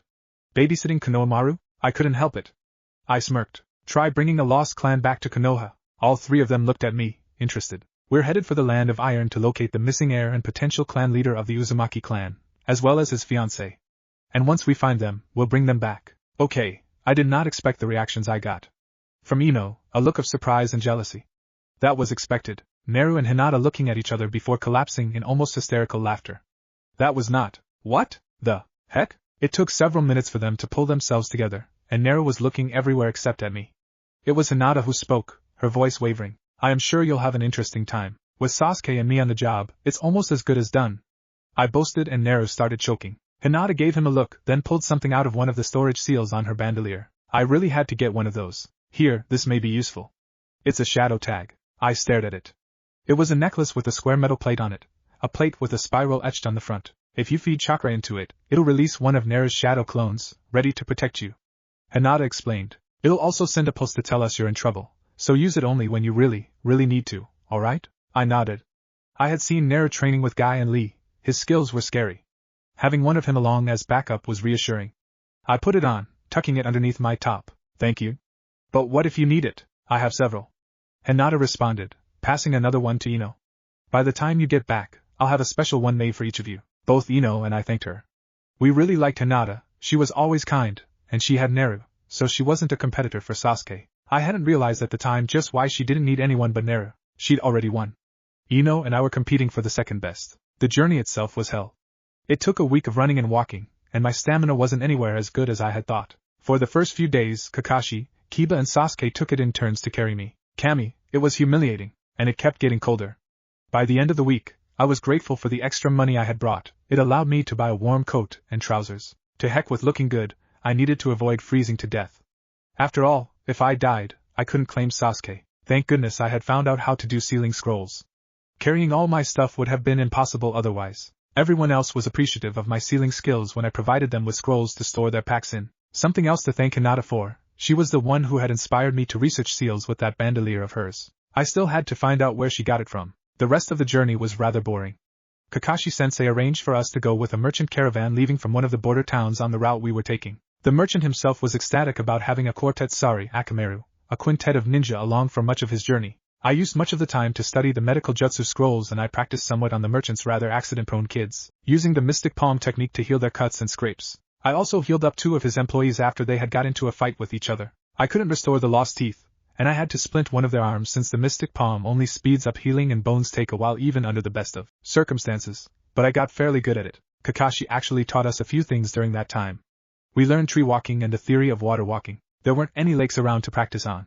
We had to wait until we returned to do it, and then we arrived at the capital city. Unlike Konoha, the city is built from stone. Lots and lots of stone with really thick walls. They don't have ninja there, they have samurai instead. Not the samurai wannabes that occasionally pop up in the Land of Fire, but real samurai. Honorable, always tell the truth, masters of swordsmanship, almost immune to most shinobi tricks due to their chakra-infused armor, and scary as anything. In a fair fight, a samurai can destroy a shinobi of equal strength. Their training resembles that of Meito Gai and they do not stop. They do not fear death. They live to serve their lords in life and death. Before we entered the city, Kakashi sat us down and gave us a long talk about what we should and should not do. Most of it was aimed at Sasuke for some reason, and it boiled down to shut up, keep quiet, do not get into a fight, don't say anything, don't glare at anyone, leave everything to me. Otherwise I'll knock you out, tie you up and drag you back to Konoha personally. As I said, samurai are scary. Even Kakashi-sensei didn't want to do anything to irritate them, but we had a mission. Kakashi had a list of the samurai who might have taken Uzumaki in, all of whom were the Yandame's friends from when he had studied there. That confused me. Surely the boy we should be after would carry the name Namikaze rather than Uzumaki. And what was his first name? Nato, Rito, Ranado? I couldn't remember. Anyway, Kakashi led us to several of the mansions. Mansions, heh? More like small castles. The conversations were generally along the same lines. At the doorway, it was, I apologize for disturbing you, but I was asked to perform a mission. Is this the house of the noble lord? It is. What is your mission? My team and I have been sent to inquire about the location and well-being of a certain person whom Konoha has recently discovered is still alive, much to my leader's rejoicing. Please wait here. I will see if Lord will grant you an audience. And once inside, we would kneel down and bow deeply when the Lord took his place. I had been ordered by Kakashi to keep Sasuke quiet, and, should he start trying to say something, drag him out as fast as possible with Kiba's aid. I think Kiba enjoyed it a bit too much on the one occasion we had to act. And Kakashi's verbal beatdown of him afterwards was awe-inspiring. With the Lord in question, the conversation was usually along the lines of, I have been informed you are on a quest? Indeed, Lord. Close to 7 years ago, a child vanished from the village hidden in the leaves. Unbeknownst to most, he was the son of the beloved Yandame Hokage, orphaned at birth and his heritage hidden in order to stop his father's enemies from seeking vengeance against him. His loss was a great blow to Konoha. However, less than a year ago, a rumor spread that this child, known to us as Uzumaki Naruto, was alive and well in the Land of Iron, having been adopted by one of his father's old friends. On behalf of Konoha, we are here to offer him the chance to reclaim his heritage as the son of Namikaze Minato. I see. That is a truly honorable quest, but I fear I cannot aid you with it. Whoever adopted the boy, it was not I, although I would have been honored to be the one to protect the son of my old friend. You have my apologies, ninja of Konoha, but at this time, I cannot help you any further. I thank you for taking the time to provide the aid you have done, Lord. I apologize for wasting your time. Not at all. Knowing that the son of my old friend is alive has lightened my heart. Should his path cross with mine, I will be certain to send word to Konoha. I thank you for your patience. We worked through the entire list that Kakashi had been given without success, until we reached the last one, Lord Mitsuhide. That conversation was interesting. After Kakashi gave the standard opening speech, Lord Mitsuhide looked thoughtful. After a few minutes he spoke. I am aware of the one of whom you speak, Hatake Kakashi, but he is no longer here. In fact, I can say with certainty that he is no longer in the Land of Iron. He left along with his fiancée to travel to other lands. That rocked Kakashi somewhat. Rest assured that should he return, I will inform him of Konoha's offer. Does the law regarding his burden still apply? That had me confused for a moment, but Kakashi simply shook his head. Then I will be blunt. From what he has told me, many of those in Konoha were unable to recognize that he was not the Kyuubi no Kitsune, but was instead the one who held it imprisoned and prevented it from wreaking havoc on Konoha. Please tell your leader, the Sandame Hokage, that I would appreciate it if he publicly explained that Uzumaki Naruto-san is not the demon, but the jailer of it. As a seal master myself, and one who helped Namikaze Minato to hone his trade, I have examined his seal and can assure you that it is functioning exactly as it should be, funneling chakra from the Kyuubi to Naruto while protecting him from the Kyuubi's influence. Okay, I already knew that the Kyuubi had been sealed into Uzumaki, that much had been common knowledge. But the whole influence protection thing? That was new. Wow. My mother had told me after the whole sealed Kyuubi truth came out that the Kyuubi had taken over Uzumaki. But this was my mother wrong? I thank you for this gift of knowledge, Lord Mitsuhide. Kakashi said. Rest assured that I shall ensure that all of Konoha knows about this information you have revealed once we return. I guess that meant I'd be tasked with telling Ino about it once we got back. That's the fastest was to get any information spread, after all. Stop glaring, Ino. We both know that's the truth. It was a boring trip back. Kakashi suggested that I talk to Kurenai about some supplemental genjutsu training to capitalize on my chakra control once we returned, and he had me do water walking to build up my reserves. Sasuke was still recovering from a sparring match that I had missed, according to Kiba. Sasuke had mouthed off at a trainee samurai, and had barely escaped being killed a dozen times in 5 seconds. I only found out about it when I was asked to heal his cuts and reset the bones in his arms. On the plus side, he had activated his Sharingan, although he was on a liquid diet for the entire journey home. Remind me to get the story of that fight sometime. I'm sure it was impressive, even if Sasuke lost and had to be saved by Kakashi. Anyway, the journey back was even more boring than the journey there. But the interview with the Hokage made up from it somewhat. Team 7 reporting from the Land of Iron recovery mission. The mission was only a partial success. The Hokage stared at us from behind the desk and I inched backwards slightly, putting Sasuke between myself and the penetrating gaze directed at us. Define partial success. We have confirmation that Uzumaki Naruto was indeed in the land of iron until recently, under the care and tuition of Lord Mitsuhide. According to this, and Kakashi produced a small scroll, handing it over to the Hokage. Naruto has studied Bushido to the point where he could become a true samurai if he chooses to be one, a choice that his parents once had. However, he is no longer in the land of iron and his current location is again unknown. Lord Mitsuhide promised to inform him of Konoha's offer next time he returns there, though. From a team perspective, you may be pleased to know that Sasuke managed to activate his Sharingan. Unfortunately, he will need some time in the hospital to recover fully from the misadventure that let him gain its power. The Hokage nodded and quickly scanned the scroll. I see. Well, you will receive a third of the normal fee for this since although you failed in the primary mission, you succeeded in the secondaries. Genin dismissed. Kakashi, stay. I want more details. We filed out of the room and the door closed behind us. Chapter 16. Konohamaru was in hot water, along with his two friends. Sat opposite him was one of the most beautiful women he had ever seen, her curious gaze fixed on him. You're really leaving tomorrow? Moegi asked as she finished settling into the hot pool. I am, came the soft reply. I know that with Naruto aid, I can jump between Konoha and home almost instantly, but it is best that I stay at home for as much as I can to oversee things. My uncle really screwed things up with his quest for power. I heard some of the tales. Udon said, glancing across to where Haku was sipping a cool drink and smiling at them. I like the nicknames, the Shuriken Maestro, the Moonlight Princess, the Ice Demon. Haku briefly smirked. When we three grow up, I hope we get nicknames as cool as those. And maybe I'll persuade everyone to finally drop the whole honorable grandson thing. Konohamaru groused. It's been a real pain. I want a cool nickname that I've earned, not one that is purely because of who I'm related to. If it wasn't for Boss, I don't think anyone other than my family would know my name. Boss? Neru. Haku-sensei finally told us yesterday that it was Neru who persuaded him to help us learn. That means that Neru's the boss, and I'll be Hokage after he is. How did you meet Neru? The lady asked and Konohamaru grinned. It's a long story and it stems from being the grandson of the Hokage. Chapter 17. Konohamaru's tale. Being the grandson of the Hokage is not easy, despite what people say. I grew up being called honorable grandson, something I grew to hate with every fiber of my being. I soon decided that if I wanted everyone to stop calling me that, I should get a better title, and what better than Hokage? Since Gramps told me that the Hokage was the strongest ninja in the village, I worked out that if I could beat him, I would be Hokage. My first few attempts proved embarrassing.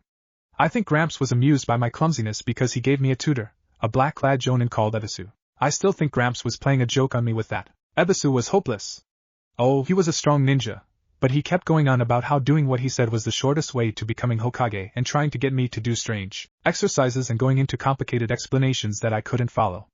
I soon started to look elsewhere for help, and I found it in an unlikely place, Gramps' office. I'd grown impatient and bored with what Ebisu was trying to teach me, so I ditched him and tried to ambush Gramps again. Bursting into the office, I raised my kunai and the floor hit me in the face. I swear I heard Gramps chuckling. Before I could get up, someone picked me up and I found myself facing a Hyuga. I knew she was a Hyuga because of her eyes, but she wasn't dressed like most of the ones I've seen. Instead of the white, silver and gray robes most of them wear, she had gray trousers, a white t-shirt, a gray sleeveless coat, an odd head protector which partially covered her cheeks and a metal bandolier. I looked round and saw that she wasn't the only one there. There was a tall, dark-haired red-eyed woman in a dress that looked like it was made from bandages, a dark-haired boy in a high-necked coat and a blonde boy dressed like the girl, but with different colors, and all of them had those cool bandoliers. Wow. I wanted one. Honorable grandson. Where did you go? I sighed as Ebisu appeared and tuned him out as I watched the team leaving. I didn't have much experience, but I could see that they worked together well. There was no pushing or shoving, they just filed out holding the mission scroll. I decided then and there that I had to see them in action. I would use my super stealth skills to do so. It turned out that my stealth skills were not anywhere near as super as I thought they were. My first attempt was using a camouflage sheet to hide against the fence. The sheet would have worked great, had I not been holding it the wrong way. 6 swish thunks later, the sheet was pinned to the fence. I was trapped, and the top had been rolled down so I could see the amused expressions of the team. Embarrassing. Not a bad first attempt, you managed to get against the right type of fence. The blonde said with a smile as he lifted me out of my sudden prison. Carrying me a few paces, he put me down and turned me around so I could look at the fence. Now, do you see what you did wrong? I nodded. The fence had upright boards. The lines on my sheet were going across. The girl retrieved the kunai that had pinned the sheet and handed it back to me. Why not try again? The whole morning was like that. I would try to hide, they'd help by showing me what I'd done wrong, and I'd correct it while they gave advice. I learned loads. Check the direction of the camouflage sheet before using it. Remember that bushes don't have feet sticking out, rocks aren't square and don't have eye holes, and I'd been so proud of turning a cardboard box into a fake rock to hide under. Oh well, oh. And I'd learned to adjust my scarf so I no longer tripped over it. Long scarves may look cool, but they slow you down, and for a ninja, that isn't good. At least I managed to get their names. And I learned more from them than I ever did from Ebisu. He'd always go on about how good I was becoming, but Team 8, they didn't call me honorable grandson, they weren't afraid to point out my errors, they helped correct my mistakes, and best of all, they called me by my name. When it was lunchtime, they invited me to stay and talk, giving me a tray of bento that Naru had pulled out of one of his storage seals. I had found my new mentors. Honorable grandson. Oh crap. Ebisu had found me. Here you are, honorable grandson. Kurenai-san, I apologize if my charge has been interfering with your duties. Oh, not at all. Kurenai smiled. In fact, he's been helping out quite a bit. I've been wondering how well my team would do when they reach Jonin and get their own teams, so having them teach Konohamaru here has provided a wonderful test of their skills in that area. And Konohamaru has been an excellent pupil. Ebisu seemed shocked. I don't know if he blinked, due to those sunglasses he wears all the time, but he was definitely surprised. If it's not too much trouble, I'd like to borrow him for this afternoon as well. Kurenai-sensei said with another smile. Okay, Team 8 were now my favorite team in all of Konoha. The next day, I was joined by Udan and Moegi as we searched for my new mentors for training since Kurenai had agreed to include my friends. We eventually found them walking towards Gramps Tower and started to follow them, trying out our stealth, nipping from alley to alley and keeping to the shadows like ninjas. I found out later that they'd spotted us almost as soon as we'd spotted them, but they'd agreed to take notes on how well or badly we did, and correct us later. We followed them until they entered the tower, then hid behind a nearby bush to wait for them to come out. They didn't see us. Udan mused after a few minutes. Are you sure they are as good as you said? We're only academy students, they should have seen us. Yeah. Moegi agreed with a pout. I thought they'd be better than that. We are. Naru's voice came as a real shock. Udan spun round and fell over. Moegi tried to jump away but got tangled in the bush and I leapt sideways and tripped on a root. When I managed to pick myself up and turned round, all of Team 8 were smiling at us. I see you've brought your friends with you today, Kurenai said. Well, let's get going. I'll give you some lessons while my team do their mission, then they'll rejoin us and we can teach you even more. That sound good? Oh yeah. Wow, thank you. Wahoo! I still don't know how they didn't laugh at our reactions. After we reached the training grounds, introduced ourselves and watched as the other members of Team 8 left with their mission scroll, Kurenai pulled out 3 bandoliers from a storage scroll and handed them to us. Like hers, they had little storage seals on them, and our names were emblazoned on the shoulder plate, along with the words Konoha Corps Squad 1. I instantly put it on, as did Udan and Moegi, and we grinned at each other. We'd seen more and more of the younger ninja, as well as some of the Jonin senseis, sporting the bandoliers, and they looked really cool. And now we did too, or so I thought. Okay, before we begin, let me tell you about myself, Kurenai said. My name is Yuhi Kurenai, and I lead Team 8 consisting of Naru, Hyuga Hinata and Abure and Shino. We are primarily a tracking team with medium combat capabilities when required. I myself am the best genjutsu user in Konoha, and you'll be teaching us? Udan burst out, before blushing and looking down. Kurenai-sensei smiled at him. I'll help you train as long as you're serious about it, she said, instantly earning herself our lifelong devotion. I have a reciprocal arrangement with some of the other Jonin, so I'll ask them if they're willing to help you as well. We all started to thank her, but she waved us back down. There are several things that need addressing first. 1. Your clothing. You'll need strong clothes that can withstand a great deal of wear and tear, and preferably in dark colors to help you hide in the shadows. No spandex, green or otherwise. Spandex? Why would we want to wear spandex? Moegi wondered and Kurenai giggled. One of the Jonin I'll be asking for help is rather eccentric. He's the greatest taijutsu master in Konoha, possibly the world, but his tastes in clothing are something you have to see to believe. As is one of his students. If they start shouting out each other's names, look away as fast as you can, otherwise you'll be mentally scarred for life. I swallowed heavily. So did Udan. I'll also be asking your uncle to help, Konohamaru. Uncle Asuma? I gasped. But he's teaching the new Inoshikacho trio. Yes, and learning to work with another group is something that all the teams need to do, Kurenai said firmly. So, that's Guy and Asuma I can probably get in. I'm not sure about Kakashi, but I'll try. But most of the time, we'll be with you, right? I asked eagerly and Kurenai laughed. Spare time only. If I catch you ditching the academy, my lessons will stop right then. Understand? I swallowed and nodded quickly. So did my friends. The lessons were mostly enjoyable.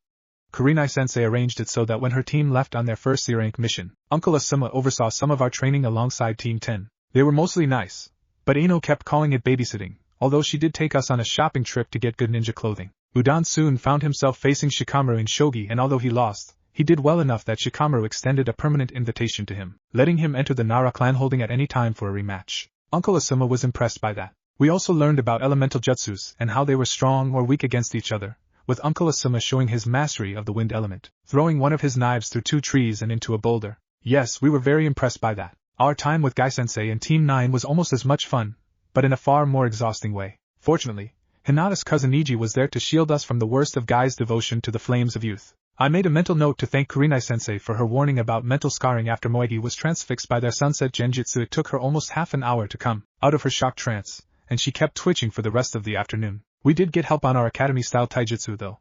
It was almost worth the mental scars of seeing him and Rock Lee in green spandex and orange leg warmers. Almost. When Kurenai-sensei returned from the C rank, she pulled Ebisu into a meeting, arranging a proper rota for us. While we didn't get a chance to train alongside Team 7, Kurenai mumbled something about a pervert being late.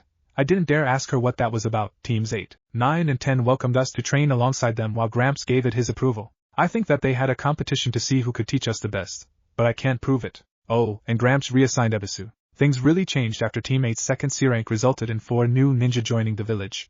One of them was Momochi Zabuza, who is really, really scary. I don't know if you've met him, but you'd recognize him instantly. He has no eyebrows and a sword bigger than I am. His son, Haku, who you know well, is totally different. Yes, he kinda looks like a girl, but he proved that he was really, really skilled and Gramps promoted him to Chunin and asked Squad 1 to show him around Konoha. Yep, me, Udan and Moegi. Our example had spread, and there were at least 7 other squads in the academy. Gramps approved, since it let the teachers see who naturally worked well with whom, making it easier to assign graduates to teams, and those in a squad helped each other, bringing their overall scores up. We showed Haku round, and he told us several tales of his life before and after Zabuza had adopted him. He also asked about our training, and when he learned that we were being trained by Team 8, he offered to help us. Apparently how Naru-senpai had arranged his defeat had really impressed him. Within a few days, Haku had become our unofficial Chunin-sensei. It sort of made sense at the time. Teams are genin with the Jonin-sensei, so squads are students with the Chunin-sensei. Gramps found it amusing and gave his approval. He said it was a good way of getting both students and Chunin to a higher level, whatever that means. When Team 8 returned, they were rather surprised to see Haku training us. Sure, it was exhausting, but Haku had a really cool Kekai Genkai no, that wasn't meant to be a pun. But yeah, he could make and control ice. We got cold drinks after each workout. For Udan and me, it was mainly physical and tactical training. For Moegi, Haku-sensei started her on medical scrolls and arranged for her to help him in the hospital on some of his shifts. To our surprise, and Haku's as well, Haku got a stipend for his actions as our squad sensei. It was only a small stipend, nowhere near what a Jonin sensei gets, but him getting it proved to everyone that Gramps approved of him and his actions, shutting up the few bakas who were grumbling over foreign ninja. Gramps is sneaky. I have no idea how he sold it to the council. One thing that I really wanted to learn was something that I saw Hinata and Naru practicing with, and which I saw Niji trying to learn. It looked cool, a weird, sparkly globe of pure chakra spinning in the palm of their hand, but when they pushed it against the target, wow! Seeing it, I asked about it. Naru's explanation captivated me. What you saw is an A-rank technique called the Rasengan. It was a no-hand sign attack created by the Yondaime Hokage and only a few other ninja, Jiraiya the Toad Sage and Hataki Kakashi, can perform it. Before you ask to learn it, you should know that this technique requires 2 things, a huge amount of chakra and a high amount of control. I gave him my best attempt at the puppy dog eyes jutsu and he laughed. That confused me. How had he become so resistant to it? I found out several months later that it had been how Hinata had kept him focused, and he'd grown used to it. And she was able to do it way better than me. For chakra quantity, you need to build up your reserves. That means plenty of training, tree walking and other exercises. Haku probably knows them. If not, ask one of the Jonin to help. As for control, once you have mastered the water walking technique, you may be able to begin training in the basics of Rasengan, assuming your reserves are large enough by then. But there is a condition. I hid my glee at being told I could learn such a super jutsu and nodded to show I was following him. The Rasengan is a special jutsu and for various reasons, I am the one in charge of deciding who can learn it. I will teach it to you, but you aren't allowed to teach it to anyone else without my permission. Also, you cannot use it outside training with me unless your life, or those of the ones you love, are in danger. Is it a clan jutsu? I asked, curious about how an orphan had gained it. Naru nodded. The Rasengan is listed amongst the Hyuga techniques, he said, and I nodded. Everyone knew that Naru, despite not being officially adopted into the Hyuga clan, was pretty much Hayashi's favorite son. Having him learn the Rasengan from the Hyugas wasn't a surprise, especially given how close he was to Hinata. At the time, it explained things perfectly. Yeah, his true heritage came as quite a shock to me when I finally found out. For the next few weeks, I trained hard and he walked me through the first 2 stages of the Rasengan.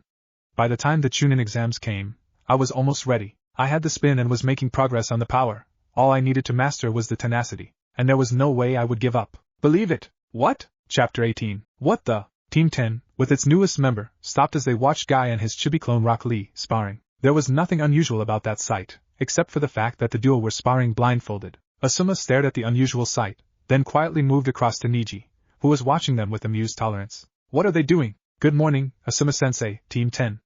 Niji said absently.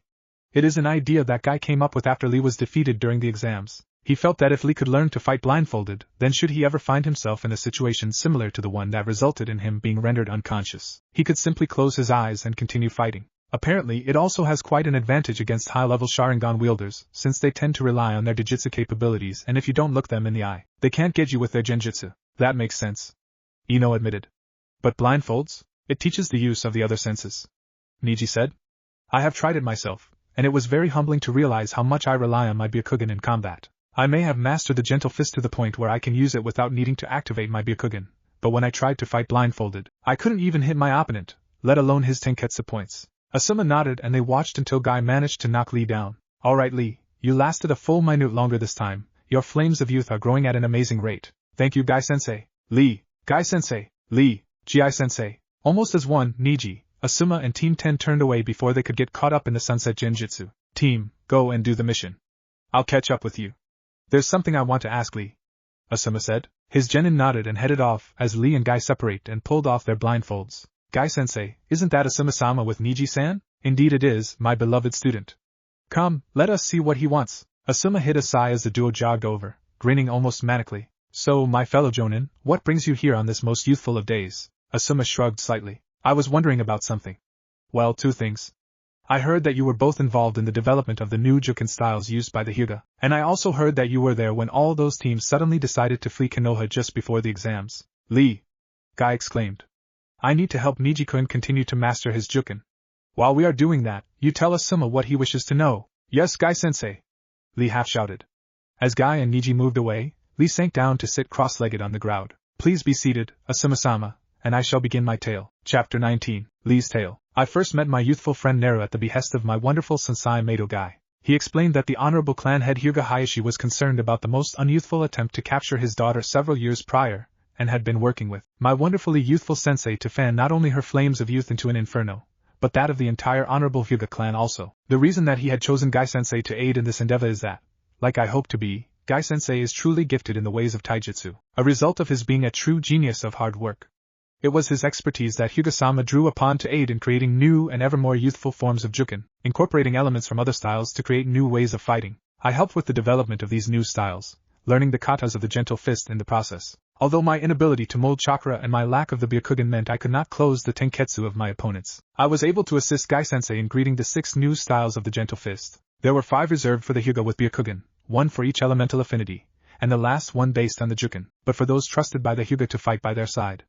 I was overjoyed to be placed in that category with several of my youthful friends and my wonderful sensei. My friend Hinata, being of the most youthful element of water, learned the Ripple Fist, flowing around enemy attacks and counter-striking with ease. My teammate Niji chose to fan his flames by mastering the traditional Juken, learning to perform flawlessly even the 128 palm technique, while Tenten learned the companion style, allowing her to fight alongside Niji, throwing her shuriken and kunai from within his protection without slowing him in the slightest. At Guy-sensei's urging, I also learned the companion style to its fullest extent, allowing me to fight alongside any Hyuga without risking dampening our flames of youth. For our efforts, we were given special bandoliers by Hinata and Naru. Tenten received the same sword as Niji while Guy-sensei and I got the crossed bandoliers which we adjusted ourselves with extra chakra weights, but special ones. Let me demonstrate. I undo the tags to release the weights, like so, and nunchucks. Yes, these most youthful metal nunchucks are also chakra weights, allowing me to train to go faster and have strong weapons that few know how to counter. Oh, sorry. I'll put them away now. When the Chunin exams were announced, Guy-sensei decided that we had advanced enough to be able to prove ourselves. For the few weeks beforehand, Guy-sensei brought in another Jonin to help us prepare, the former missing Nin Momochi Zabuza and his son, Chunin Momochi Haku, although the youthful Haku came only a few times, as he was helping to fan the flames of youth of the Hokage's grandson and his 2 friends. It is perhaps fortunate that they did not hold a grudge about our previous meeting. Our first sparring session was indeed youthful. Haku's speed and his demonic ice mirror technique was incredible. If Guy-sensei had not told me to drop my weights during the spar, I doubt that I could have equaled him. It was a most invigorating bout indeed. Haku went against Niji next, and it proved most interesting. Niji used his Byakugan, but Haku's speed and ability to attack from several different directions almost simultaneously overwhelmed Niji's defenses and left his pride slightly damaged. Tenten, however, was otherwise occupied. My energetic teammate is interested in weapons, and the Zanbatsu used by Zabuza-san caught her attention. It was somewhat amusing to see the famed demon of the mist fleeing from someone half his size. He said later that enemies and targets he knew how to deal with, but fangirls were a new and unexpected threat. Nevertheless, his agility proved to be most inspiring, and his stealth skills were astounding. Tenten-chan almost lost him a dozen times. The day of the first exam dawned bright and clear. I met up with my beautiful sensei and my youthful teammates for a warm-up session before heading for the building where the exams were being held. On the way, we witnessed a confrontation between Team 7 and a trio of San-nin genin into whom Konohamaru had stumbled. I was about to intercede when Konohamaru managed to use the special tag set into the bandolier that he had been given by our youthful friend Naru. Immediately, several Kage Bunshin appeared and one of them Kawarimi with Konohamaru before dispelling. It was a truly youthful move, since in doing so it gave Naru himself knowledge of what was happening, so that he could decide if further action was necessary, be it more Kage Bunshin, using the tag as a target, or he himself appearing. As it turned out, further intervention was not needed. With Konohamaru freed and pulled out of the way by one of Naru's clones, the other clones worked to separate the two teams and tried to calm the situation down, pointing out that no harm had been done and that the exams would soon start. The situation was soon resolved without any unyouthful actions occurring. Impressed at Naru's diplomatic skills, my team and I continued on our way. I decided to follow his example for the rest of the day, and to not fight needlessly if I could avoid it. With the aid of Niji's Byakugan, we bypassed the Genjutsu lace door, a most unyouthful trick, in my opinion, and entered the correct door. Soon, all of the Rookie 12 were there, as well as many other teams, and while we were swapping observations, an older Konoha genin came over and introduced himself as Kabuto. I immediately felt sorry for him, since this was his 7th attempt at the Chunin exams, but I was curious to know what he had learned about them, and these cards contained information about the participants. He said, holding up a deck of cards. If there is anyone who has caught your eye, I can give you details about them. What can you tell us about Gaara of the Sand Rock Lee and Naru? Sasuke asked, and I twitched slightly as I heard my name being mentioned. Oh, you know their names already? That's no fun. Kabuto pouted as he sorted through his cards and pulled out 3 of them. Placing the first one on a desk, he channeled chakra into it, causing it to change from a blank card into one with my picture on it. Let's see, Rock Lee is first. He's done about 20 D-rank and 11 C-rank missions. Not bad considering he's a year older than you. He excels at taijutsu, second only to Mato Guy, but ninjutsu and genjutsu are nearly non-existent due to a medical condition. This will be his first time entering with his teammates Tenten and Niji. I nodded. The information was accurate. Next up is Sabaka no Gaara. His team has completed 8 C-rank and 1 B-rank mission. It says he's come back from every one of them unharmed. A genin doing a B-rank is highly unusual, but to be unharmed afterward is unheard of. Skills are unknown, but this is also his first year along with his teammates and siblings, his older brother Kankuro and their older sister Tamari. And finally we have him. That's odd. Everyone went quiet as Kabuto frowned at the cards. Who are Naru's teammates? Hyuga Hinata and Aburame Shino. Sakura replied, her face confused. Why? Kabuto sorted through his deck, pulling out 2 more cards and activating them, showing Hinata and Shino's stats. It seems that Naru may not be his real name. Let's see teammates. Teammates Here we are, Aburame Shino, teammates Hyuga Hinata, and that can't be right? What can't? Half of the 12 asked. The second name's blank on both of them. Let's see, blonde from Konoha. Sasuke scoffed and stalked off, Sakura following him. Aha, here we are.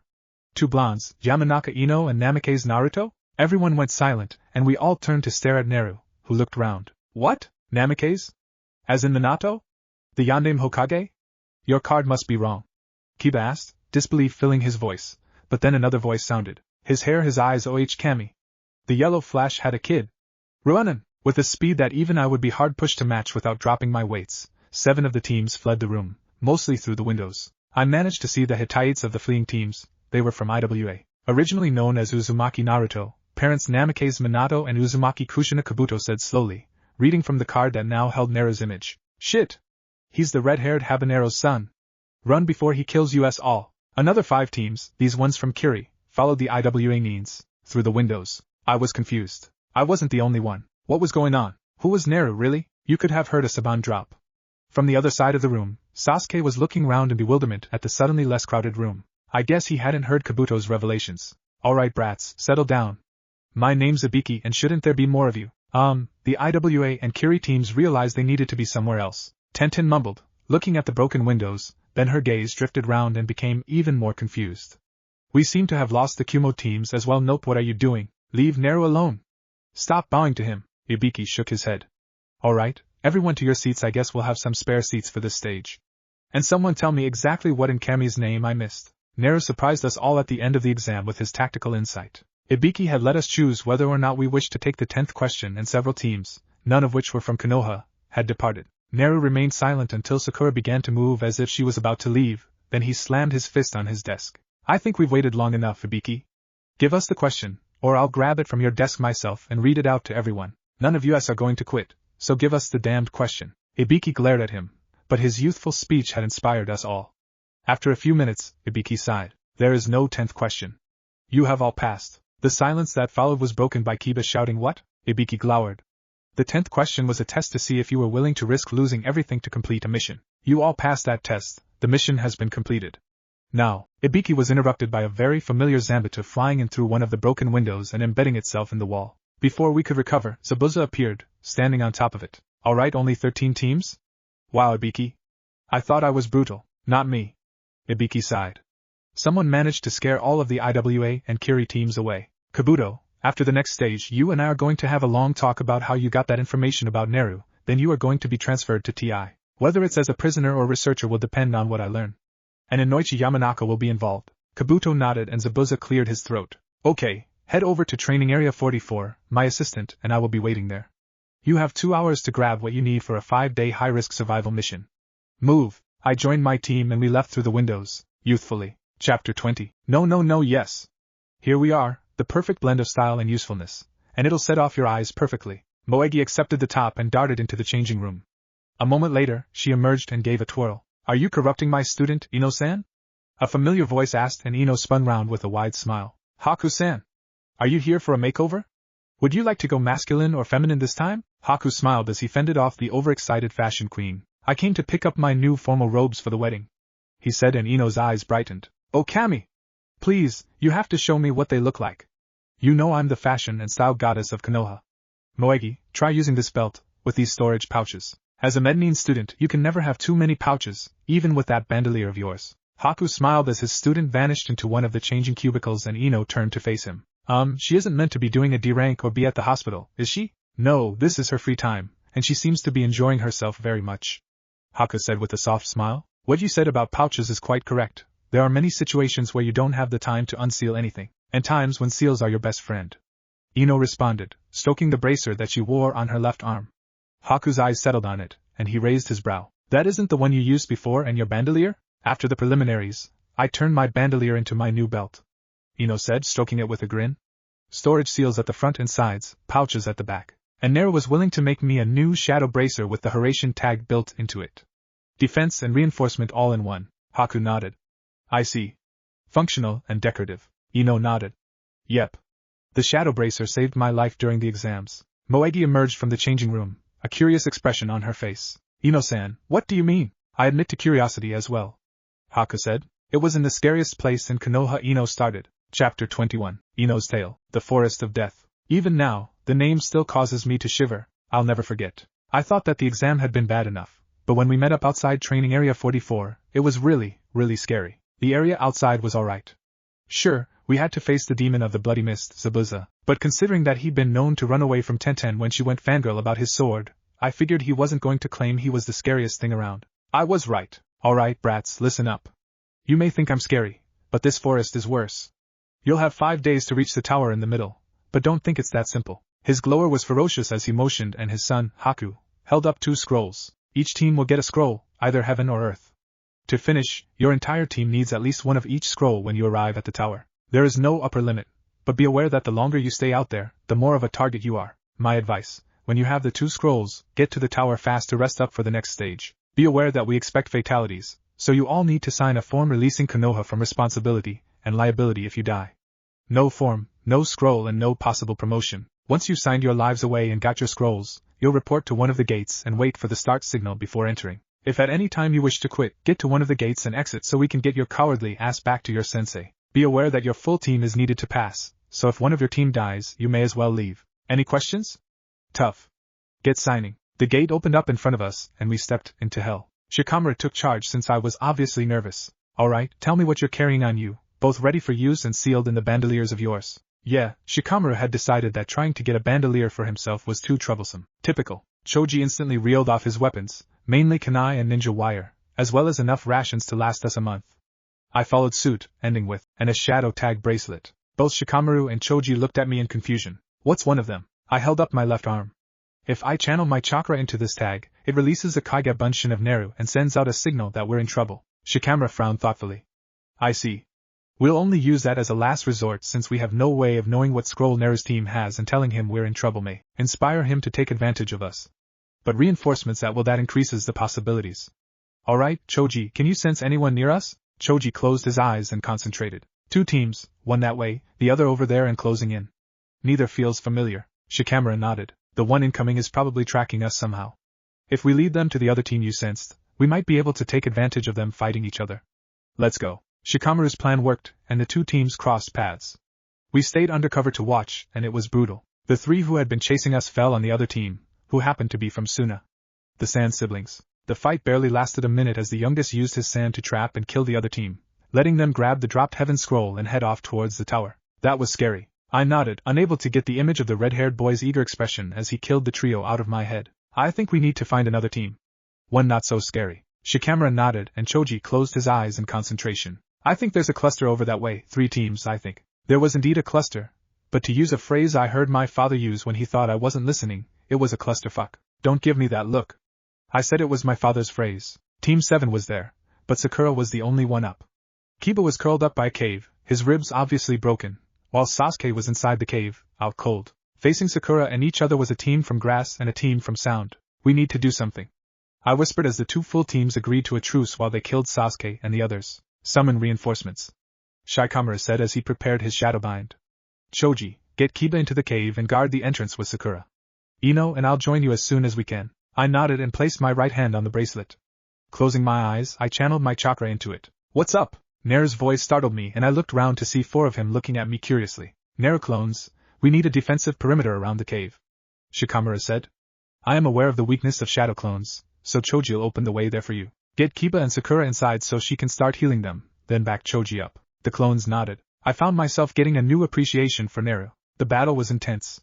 The sound trio put up a good fight, but when I managed to mind grab one of them and use him to backstab the other 2, the odds became better. Choji managed to take down one of the Grassnin, fortunately the one with the scroll. The other 2 escaped. Both my team and Team 7 were able to assemble the required pairing of scrolls after the battle died down, but Sasuke and Kiba were both out cold, although Sakura had managed to at least partially heal Kiba's ribs. I asked her what had happened to leave them in such a state. We were headed towards the tower, trying to get close enough to lay a trap to get the scroll we needed when we were attacked by a Grassnin, Sakura said, her voice quavering with suppressed shock. She was strong, freakishly strong, and she almost killed Kiba with a single strike. Akamaru tried to attack and was sent flying. I managed to catch him, but I think he's still dazed from the blow. Sasuke attacked the kunoichi, first with fireballs, then with his fists. She laughed, and then she bit him. Her neck extended and she bit him on his shoulder. There's a really strange mark there and I know it isn't good, but I can't do anything about it. My skills aren't good enough. After Sasuke went down, the ninja just left and I dragged Sasuke and Kiba here. But before I could get traps down, 2 more teams found me and they were about to kill us when you showed up. I gave Sakura a reassuring hug, feeling her shivering. I thought that I'd had it bad, but she was going to need some serious therapy to get her back to how she usually was. I made a mental note to get my dad to help.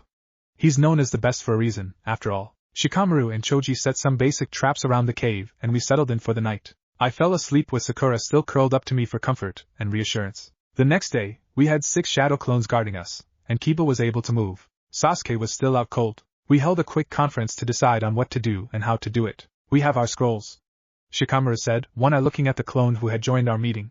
The clone grinned. Oh, don't worry about us. Boss and his group finished before the end of the first day. We're here because you needed help. We were all surprised by that. So what are the limits of your aid? Shikamaru asked. The clone grinned. We won't participate in any attack you make. We'll scout ahead for you, but only to direct you away from other teams, and we'll relay only their location, not any tactical details. We won't carry you, you need to make it to the tower by your own power. But if you're attacked, we'll buy you a few minutes to escape. And if you wish to quit, we can ration you to outside the forest. We're not quitting, I stated firmly, and the clone laughed. That's the spirit. The tower is that way. How you make it is up to you. Shikamaru nodded. I see. Then this is what we'll do. I want some of the clones ahead of us in a sweep formation. Choji and I will carry Sasuke on a litter, Ino will switch with me as we move. Sakura will use her medical abilities on Kiba and Sasuke whenever we pause for a break. Kiba and Akamaru will bring up the rear, using their hearing and noses to warn us of anyone closing in. Anyone see a problem? Good. Then let's make the litter and move out before it gets to Sakura. Where did you get that? Sakura blushed as she put down the litter that she was holding and began to assemble it. I had it sealed away. I forgot I had it until you said we needed a litter. Troublesome. We managed to reach the tower without encountering any other teams. However, things almost went to hell when we reached the tower. Sasuke woke up. The mark on him expanded, covering a large part of him with black stripes, almost looking like wounds. His chakra changed, becoming visible and purple, and he started to lash out. He sent Choji into a tree and backhanded Kiba into a wall. I froze. Yeah. Not a great thing for a kunoichi to do, but his chakra, it just felt wrong. He started to laugh and turned on Shikamaru, and then Naru was there. He started with a spinning kick that he must have learned from Lee, sending Sasuke flying, before summoning over 24 clones. Before Sasuke could recover, Naru was all over him, striking him on pressure points, and keeping him off balance until Sasuke collapsed. That should keep him out for a bit. You may as well enter now. Shino says that another team is closing in, and you're in no shape to fight them. Get inside and you'll be safe. And then he vanished in a flash of golden light. I suggest we do as the troublesome blonde says. Shikamaru said as he helped Choji up. And so we did. It took us the rest of the 5-day period to fully recover. Choji was overjoyed to find out that there was a food court, and that someone had arranged to have it oversupplied for him. As for me, I spent some time thinking about Naru. There was so much about him that I did not know, and needed to find out. My status as the gossip queen of Konoha depended on it. Chapter 22. Come to me, beautiful dango. Come to me. Kurenai hid a smirk as her best friend gathered the 3 plates of dango and expertly balanced them on one hand as she grabbed the first stick and started to eat it, a look of pure contentment on her face. The only time I've seen you looking like that without dango is when you're soaking in the hot springs back at the mansion. Kurenai laughed. Anko glared at her. Not true. I also look like this when Dolphin-kun is there for me to lean against. That's true. An amused voice said from behind them. My Hibiheim only looks that blissed out when eating dango, soaking or curled up in my oof. With the ease of practice, Kurenai caught the dango and smiled at the sight before her. Iruka's face was covered in a wide grin as Anko snuggled up to him, burying her face against the side of his neck. Iruka. Anko half-whispered. Oh, this is a wonderful day. I have my Iruka-kun and my where's my dango? Kurenai handed the dango back and Anko started to eat it with single-minded intensity. Then she paused and handed one of the sticks over to Iruka. Kurenai shook her head with amused toleration as Iruka and Anko proceeded to feed their dango to each other. I swear, you two are worse than Naru and Hinata. She half-scolded and Anko pouted at her. Don't be like that, Nai-san. She mock-whinged. Iruka-kun, Nai-san's being mean to me. Iruka managed not to choke as he suppressed his laughter. She does have a point, you know. I mean, Naru and Hinata have been together pretty much since they were 6, so they've had time to settle down into their relationship. And we're still in the great sex-at-any-time stage of ours. Anko proclaimed with a wide grin, then she stopped speaking and chomped down on the dango that Iruka was holding in front of her. I was hoping to catch up with you. Iruka admitted. I was talking to the Sandame, and he made mention of the fact that Naru didn't use the Haraishin publicly until the finals, and Naru just said that he won the preliminaries. I was wondering, what happened? Oh ooh! Anko exclaimed, having just finished her second plate of dango. I can tell you! Chapter 23. Anko's Tale. After seeing my Otuto's team smashing all the records for completing the Forest of Death, I had to find him and ask him how he did it. It was a team effort. Hinata explained to me. Naru had prepared a small Haraishin tag, as small as he could possibly make it and still have it survive a single use, and Shino used his bugs to fly it to the tower. Naru then sent a couple of shadow clones with the proper tag, and then all we had to do was track down a heaven scroll before making the jump. But who did you defeat? I asked, eager for details. Hinata shrugged. It was Kabuto's team. They fought okay, but the one who tried to drain Naru's chakra suffered severe chakra burns, and the flexible one tried to grab me. He didn't stand a chance against my Kaiten. That left Kabuto. He surrendered his scroll and dragged his teammates off to heal them. I wondered what had happened to Kabuto. My boss had been looking forward to talking to him. Come to think about it, I still don't know what happened to him. Something to look into, I guess. Anyway, at the end, over half the teams were out. The rookie 12 were there, as was the Sand sibling team from Suna and a team from Sound. That was it. 6 teams, 18 genin. Fighting time. I tuned out the Sandame's speech about how the tests were a replacement for war. Instead, I watched the teams. The 3 Sound Chunin seemed nervous, but not because of the tests. They seemed to be hiding something. The Sand siblings were also nervous, but it was as if they were afraid of their youngest sibling, not the possibility of losing. Hey, I was Orochimaru's student. I learned a lot from him before he abandoned me for not being evil enough, or strong enough, or perverted, you know. I'm not exactly sure why he abandoned me, but I'm glad he did. Of the Konoha teams, my Otuto and his girls seemed to be the most confident. Sasuke was still arrogant, but he occasionally rubbed the side of his neck. That caught my attention. When he shifted position to look at the screens showing the names of those who were going to fight, I saw a heart-stoppingly familiar sight. The curse seal. Fuck. Hibi team had marked him.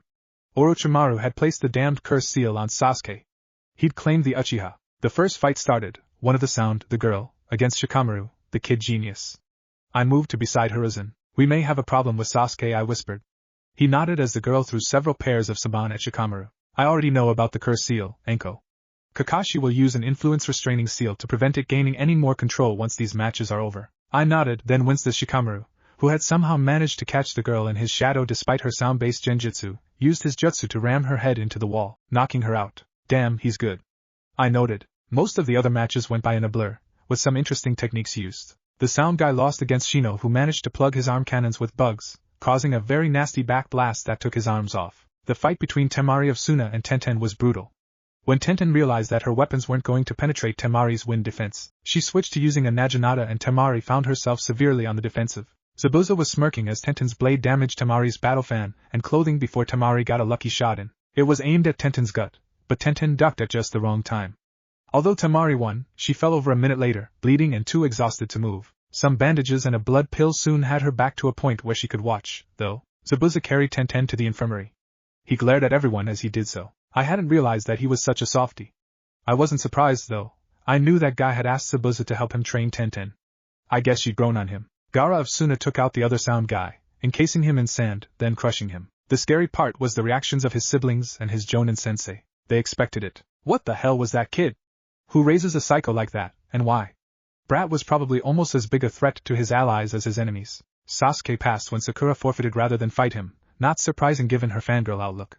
Kakashi promptly whisked him off to try and deal with the curse mark. I wished him luck. My Ototo's still looking into how to get rid of the one I have, but at least he's put a damned good seal round it. Lee went up against Ino and flattened her.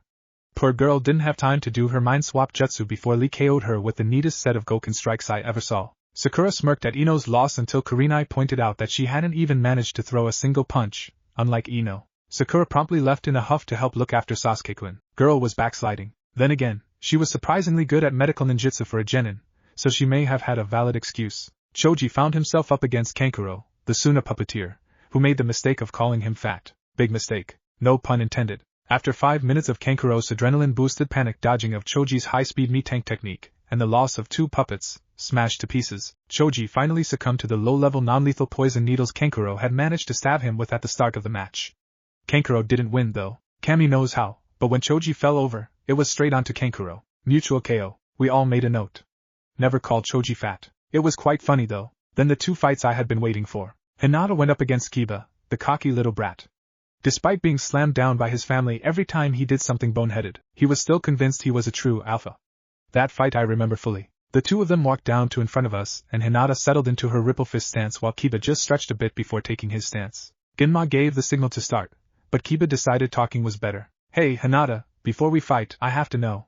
Kabuto was lying, yeah? No way that dope could really be the son of the 4th. I mean, if he was, he'd be awesome, like me, not a wuss who hides behind you. Hinata glared at him. And when a Hyuga uses their Byakugan glare on you, it is a glare. I wouldn't have liked to have been on the receiving end of that one. Naru is indeed Namikaze Uzumaki Naruto, son of the Yondaime Hokage, Kiba. He is the one to whom not only I, but the Hyuga clan as a whole owe a full debt to. He saved me and believes in me, and I will not let him down, especially not against a mongrel like you. You tell them, girl. That infuriated Kiba and he attacked instantly. Big mistake. Hinata had been prepared for his attack. Heck, she had planned for it. She told me later that she had pre-scripted possible insults for use against as many of the others as possible in order to get them to attack without thinking, and then she used her trump card. Rasengan. Wow. As Kiba slammed into the wall, leaving a crater to mark his sudden halt, I forced my eyes away from the spinning sphere of chakra in her outstretched hand and looked at the other watchers. Most of them looked shocked by Hinata's technique, but Shino looked irritated. As if he should have known about it, but had overlooked it until now. Neru was grinning widely and Niji was smirking. Hiraition and Rasengan? If I had any doubts about Hinata-chan being a good match for my Otuto, those doubts had been slammed as hard as Kiba. Hinata's glare traveled around the room and I was impressed at the amount of killing intent behind it. Oh, I could do far better, but for a genin, she was good. If anyone else has anything bad they wish to say about my fiancé, she said in a voice that would have frozen a volcano, then I suggest that they first get a team of Mednines on standby. They will need them. You go, girl. The final match was Niji versus Neru, or as the screen said, Hyuga Niji versus Namikaze Uzumaki Naruto. My wonderful Ototo's full name. Heh, guess it was official. Both of them descended from the balcony, stopped in front of each other, and waited for the match to begin before Niji spoke. I concede this match to you, Narasama. Your skills and techniques are better than mine by far, and should I somehow miraculously manage to best you in defiance of all probability and fate, I am certain that Hinata-san would proceed to defeat me quite painfully in the finals. There is no shame in forfeiting to one who is stronger when there is nothing to be gained from fighting but pain. I cannot defeat you, and should I try, my injuries would stop me from serving Konoha for a significant amount of time. I yield to one who is my superior, Naruto-sama. My eyes were open so wide I'm sure I looked like Rock Lee as Niji knelt and bowed formally, the sort of bow a samurai would give his lord. As the match was called, Naru pulled Niji back to his feet and spoke quietly to him, then the two of them briefly hugged before bowing to each other, Niji smiling openly as they did so. A Hyuga male showing emotion? That never happens. But it was undeniable. Niji was indeed smiling. It wasn't a genjutsu or someone masquerading as him, my Ototo's girlfriend's cousin was, in defiance of all the decades of Hyuga tradition and decorum, smiling in public. Wow, could the winners please come down to the arena? Niji moved to the back of the arena as the other winners trooped down and lined up by Naru, except of course for Sasuke. Genma walked along, holding a box that each of them pulled a single piece of paper from. After they read out the numbers, I smiled. In a month's time, the final matches would be Shikamaru vs Temari, Naru vs Lee, wow, that one would be interesting, Gaara vs Sasuke, and Hinata vs Shino. Ooh, it was going to be fun. Chapter 24. I hear you're the strongest shinobi in Konoha. Jiraiya started to preen at the kid's statement. Yes indeed, I am the sage of Toad Mountain, the master of understanding the hearts of women, and the most skilled practitioner of the art of seals. The kunoichi throw themselves at me, for I am none other than Jiraiya, the Toad Sage of the Densetsu no Sannin. A blank stare was his response, and he sighed. Tough crowd. Alright kid, who are you and what do you want? The boy looked at him as if reconsidering his actions. My name is Uchiha Sasuke, genin of Hitaki Kakashi. Ah. Jiraiya laughed. Little Kashi-kun. You know I trained his teacher, right? I was unaware of that. Sasuke deadpanned. I know he reads your books. However, if I am to defeat the one who betrayed the Uchiha clan, and Konoha, I need to get stronger. I have made progress, but I am not strong enough. I was hoping that you would be willing to provide me with supplementary training. Jiraiya paused and looked down at the young shinobi. Supplementary training? You're not asking me to take you away from Kashi-kun? Sasuke almost smirked, but he shook his head. I have seen what happens when one abandons teammates' friends in search of power. Orochimaru was strong, but I choose not to follow his path. Ideally, I would ask you to provide my entire team with extra training in the mornings since our sensei is always late, but I am aware that as a Sannin, you have many responsibilities that are far more important than mere genin. Jiraiya gave him a long look. Don't take this the wrong way, but what happened to the arrogance that the Uchiha clan were known for? I went up against a samurai trainee in the land of iron and got my ass handed to me. Sasuke said. It let me activate my Sharingan, but it proved to me that my arrogance had blinded me to my weaknesses. So I decided to learn more and start listening to others. Land of Iron, Jiraiya mused. I think I heard Kakashi moaning about that. Naruto was in Konoha the whole time. Did you know about that? Sasuke asked curiously, and Jiraiya shook his head. At the time, no. Jiraiya said. I found out just before the finals. Walk with me and I'll tell you the story. Chapter 25. Jiraiya's Tale. The day after the first and second stages of the Chunin test ended was the day I returned to Konoha with news from my sensei. Traveling through Konoha, I ascended the Hokage's tower and paused in the window to watch my sensei enjoying one of my masterpieces of literature. It's not smut. It's art, ahem. To my amusement, Sarutobi dropped the book, Ika Ika Traveler, available in all good bookshops at a very reasonable price, highly recommended, into his desk drawer as I dropped into his office. Hey old man. I said, I have good news and bad news. You had better give me the bad news first. I nodded and pulled out my notebook. No, not that one, my other one. I keep work and research separate. I may be seen as a pervert, but that's only when I'm not working. I finally managed to get a report out of the new village sound. They're led by my old teammate Orochimaru. Kami knows what that bastard's doing with a whole village at his beck and call. Strong rumor says he's looking for a way to strike back at Konoha. Sarutobi didn't seem surprised. He's managed to place one of his curse marks on Uchiha Sasuke. He said, Kakashi used an evil restraining seal on it, like the one you used on Anko, but I'd like you to take a look at it sometime. And it seems he may have had help. A genin, a mednin named Kabuto, vanished in the forest of death. We found the mangled corpses of his teammates, but Kabuto himself has vanished without a trace. Shit. That was bad. Okay. Good news, I learned that my student's son has been spotted in Wave a while ago, along with his girlfriend who has a really nice figure, according to my informant. Sensei was smirking. Okay, that wasn't right. The only time he smirks at me like that is when he knows something that I think I know, but actually don't. No, that sentence did make sense. Trust me. I am a literary genius, after all. I looked at him and raised an inquisitive eyebrow. It would seem that, barring missions and Horatian excursions, Minato's son has been living in Konoha all along. What? His identity was revealed during the first stage of the exams and has become the hottest piece of gossip in the village. You really should try to keep up with things, my student. What? His smirk had somehow got wider. It would seem that Namikaze Uzumaki Naruto has been living amongst us under the name of Neru, an orphan supported by the Hyuga clan and who is currently engaged to the former heiress, Hinata. What? I have given full approval to their marriage once the exams are over, irrespective of any promotions they receive. I know that 12 is a bit young, but since they are already living together and, according to my understanding, sharing the same bed, it is little more than a formality. Jiraiya? I managed to shake myself out of my daze. I am alright. He's been here all this time? Damn it. I've been scouring the elemental nations for him. I've suffered frostbite and heat stroke chasing him, and he's been here all. I couldn't help it. I collapsed with laughter. Rather hysterical laughter, but laughter nonetheless. Fortunately Sarutobi understood and waited for me to calm myself down. I suggest you make yourself presentable. I have business to discuss with Hyuga Hayashi, and I think you'll want to meet your godson. I rose as a trio of figures entered the room.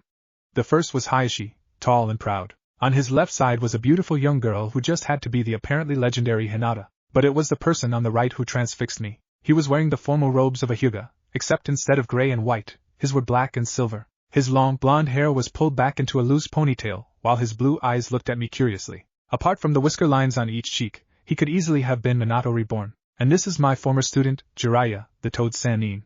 He trained your father, Neru. So that was how he'd managed to hide. I would have laughed had the situation not been so serious. A shortened name, hide the whiskers and pow. Invisibility. From the looks I was receiving, it was not the time to do my normal introduction. Shame. I love seeing people's reactions to my silly dance and monologue. It makes them underestimate me. We sat down and Neru looked at me with cold eyes. I understand that you are my godfather, he said. Yet I do not recall seeing you around when I was young. I felt like I had taken a kunai to the heart. But his honesty demanded honesty in return. My position as leader of the intelligence service of Konoha required me to go into the field almost constantly, into some very high-risk situations. I said, trying not to sound like I was making excuses. You are the son of Namikaze Minato and Uzumaki Kushina, both of whom were feared by IWA and Kiri respectively. I trained your father. Had any of your parents' enemies seen me near you, with your blonde hair, they would have reached the conclusion that you were the son of the Yellow Flash. At best, they would have killed you. At worst, handed you over to IWA to be slowly tortured to death for vengeance against your father. In addition, there is your status as a Jinchuriki.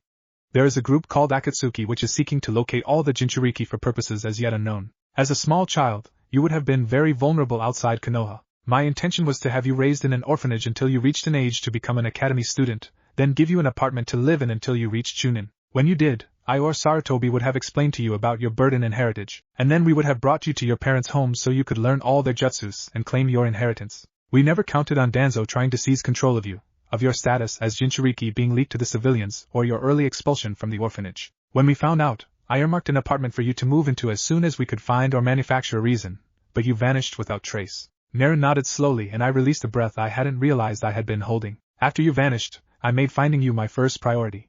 We thought you'd been taken from Konoha, so I had my agents across the 5 nations searching for you. Rumors kept popping up all over the place, especially over the last year or so. I guess that was you using your dad's most famous jutsu. Neru smiled slightly and nodded. That is correct, Jiraiya-san.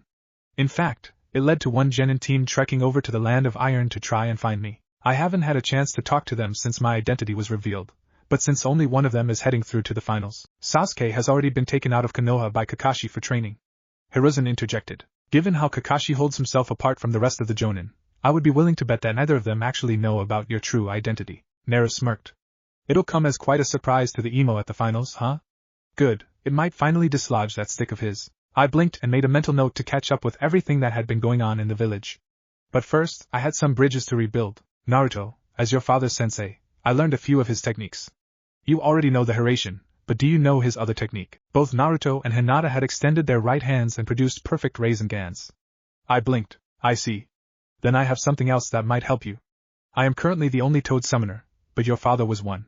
Will you be willing to sign the contract? Having a Toad summons will. No. Okay, that single word stopped me. No, Naruto shook his head. No. Toads eat insects. Having that summons would put my other teammate at risk. I would not do that to Abirame Shino. I froze. He was declining? One of the 3 most prestigious summons contracts, and he was saying no? And what did this Abirame owe? Right, he's teamed up with a bug user. Damn, I see. I said slowly. Well, the offer will remain open.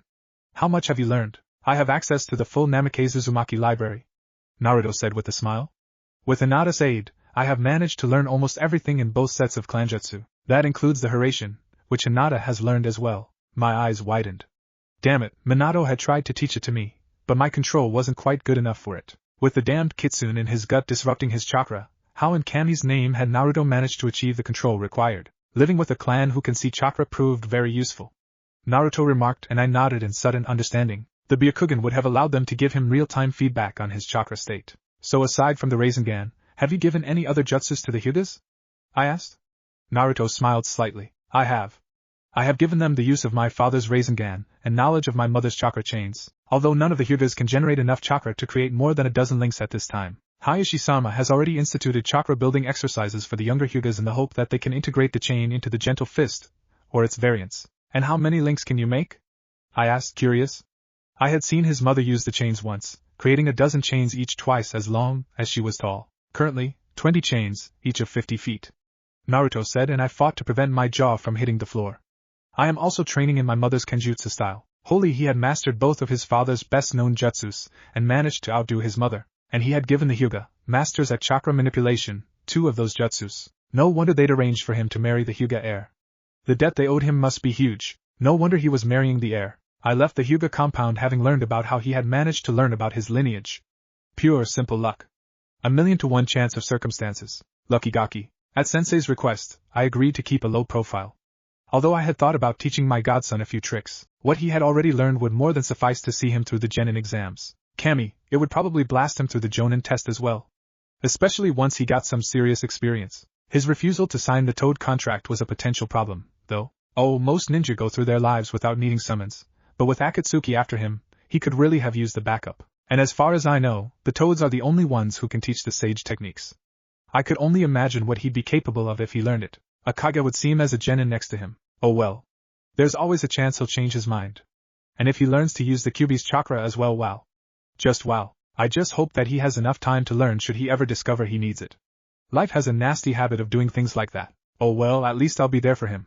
And this time, nothing will stop me from being there. Now if you'll excuse me, I need to get back to my research. I'll pop by your training ground to see what your team's like tomorrow, and I'll talk to Kashi-kun. Too much lateness is not a good thing. Especially for a Jonin sensei. What if Naruto lived in the Jiraiya clan? And thanks for watching my video till the end. If you enjoyed this content, then do consider subscribing to my channel, and leave a like if you guys need the next part. Comment down, and thanks for watching the video, and see you guys in the next video.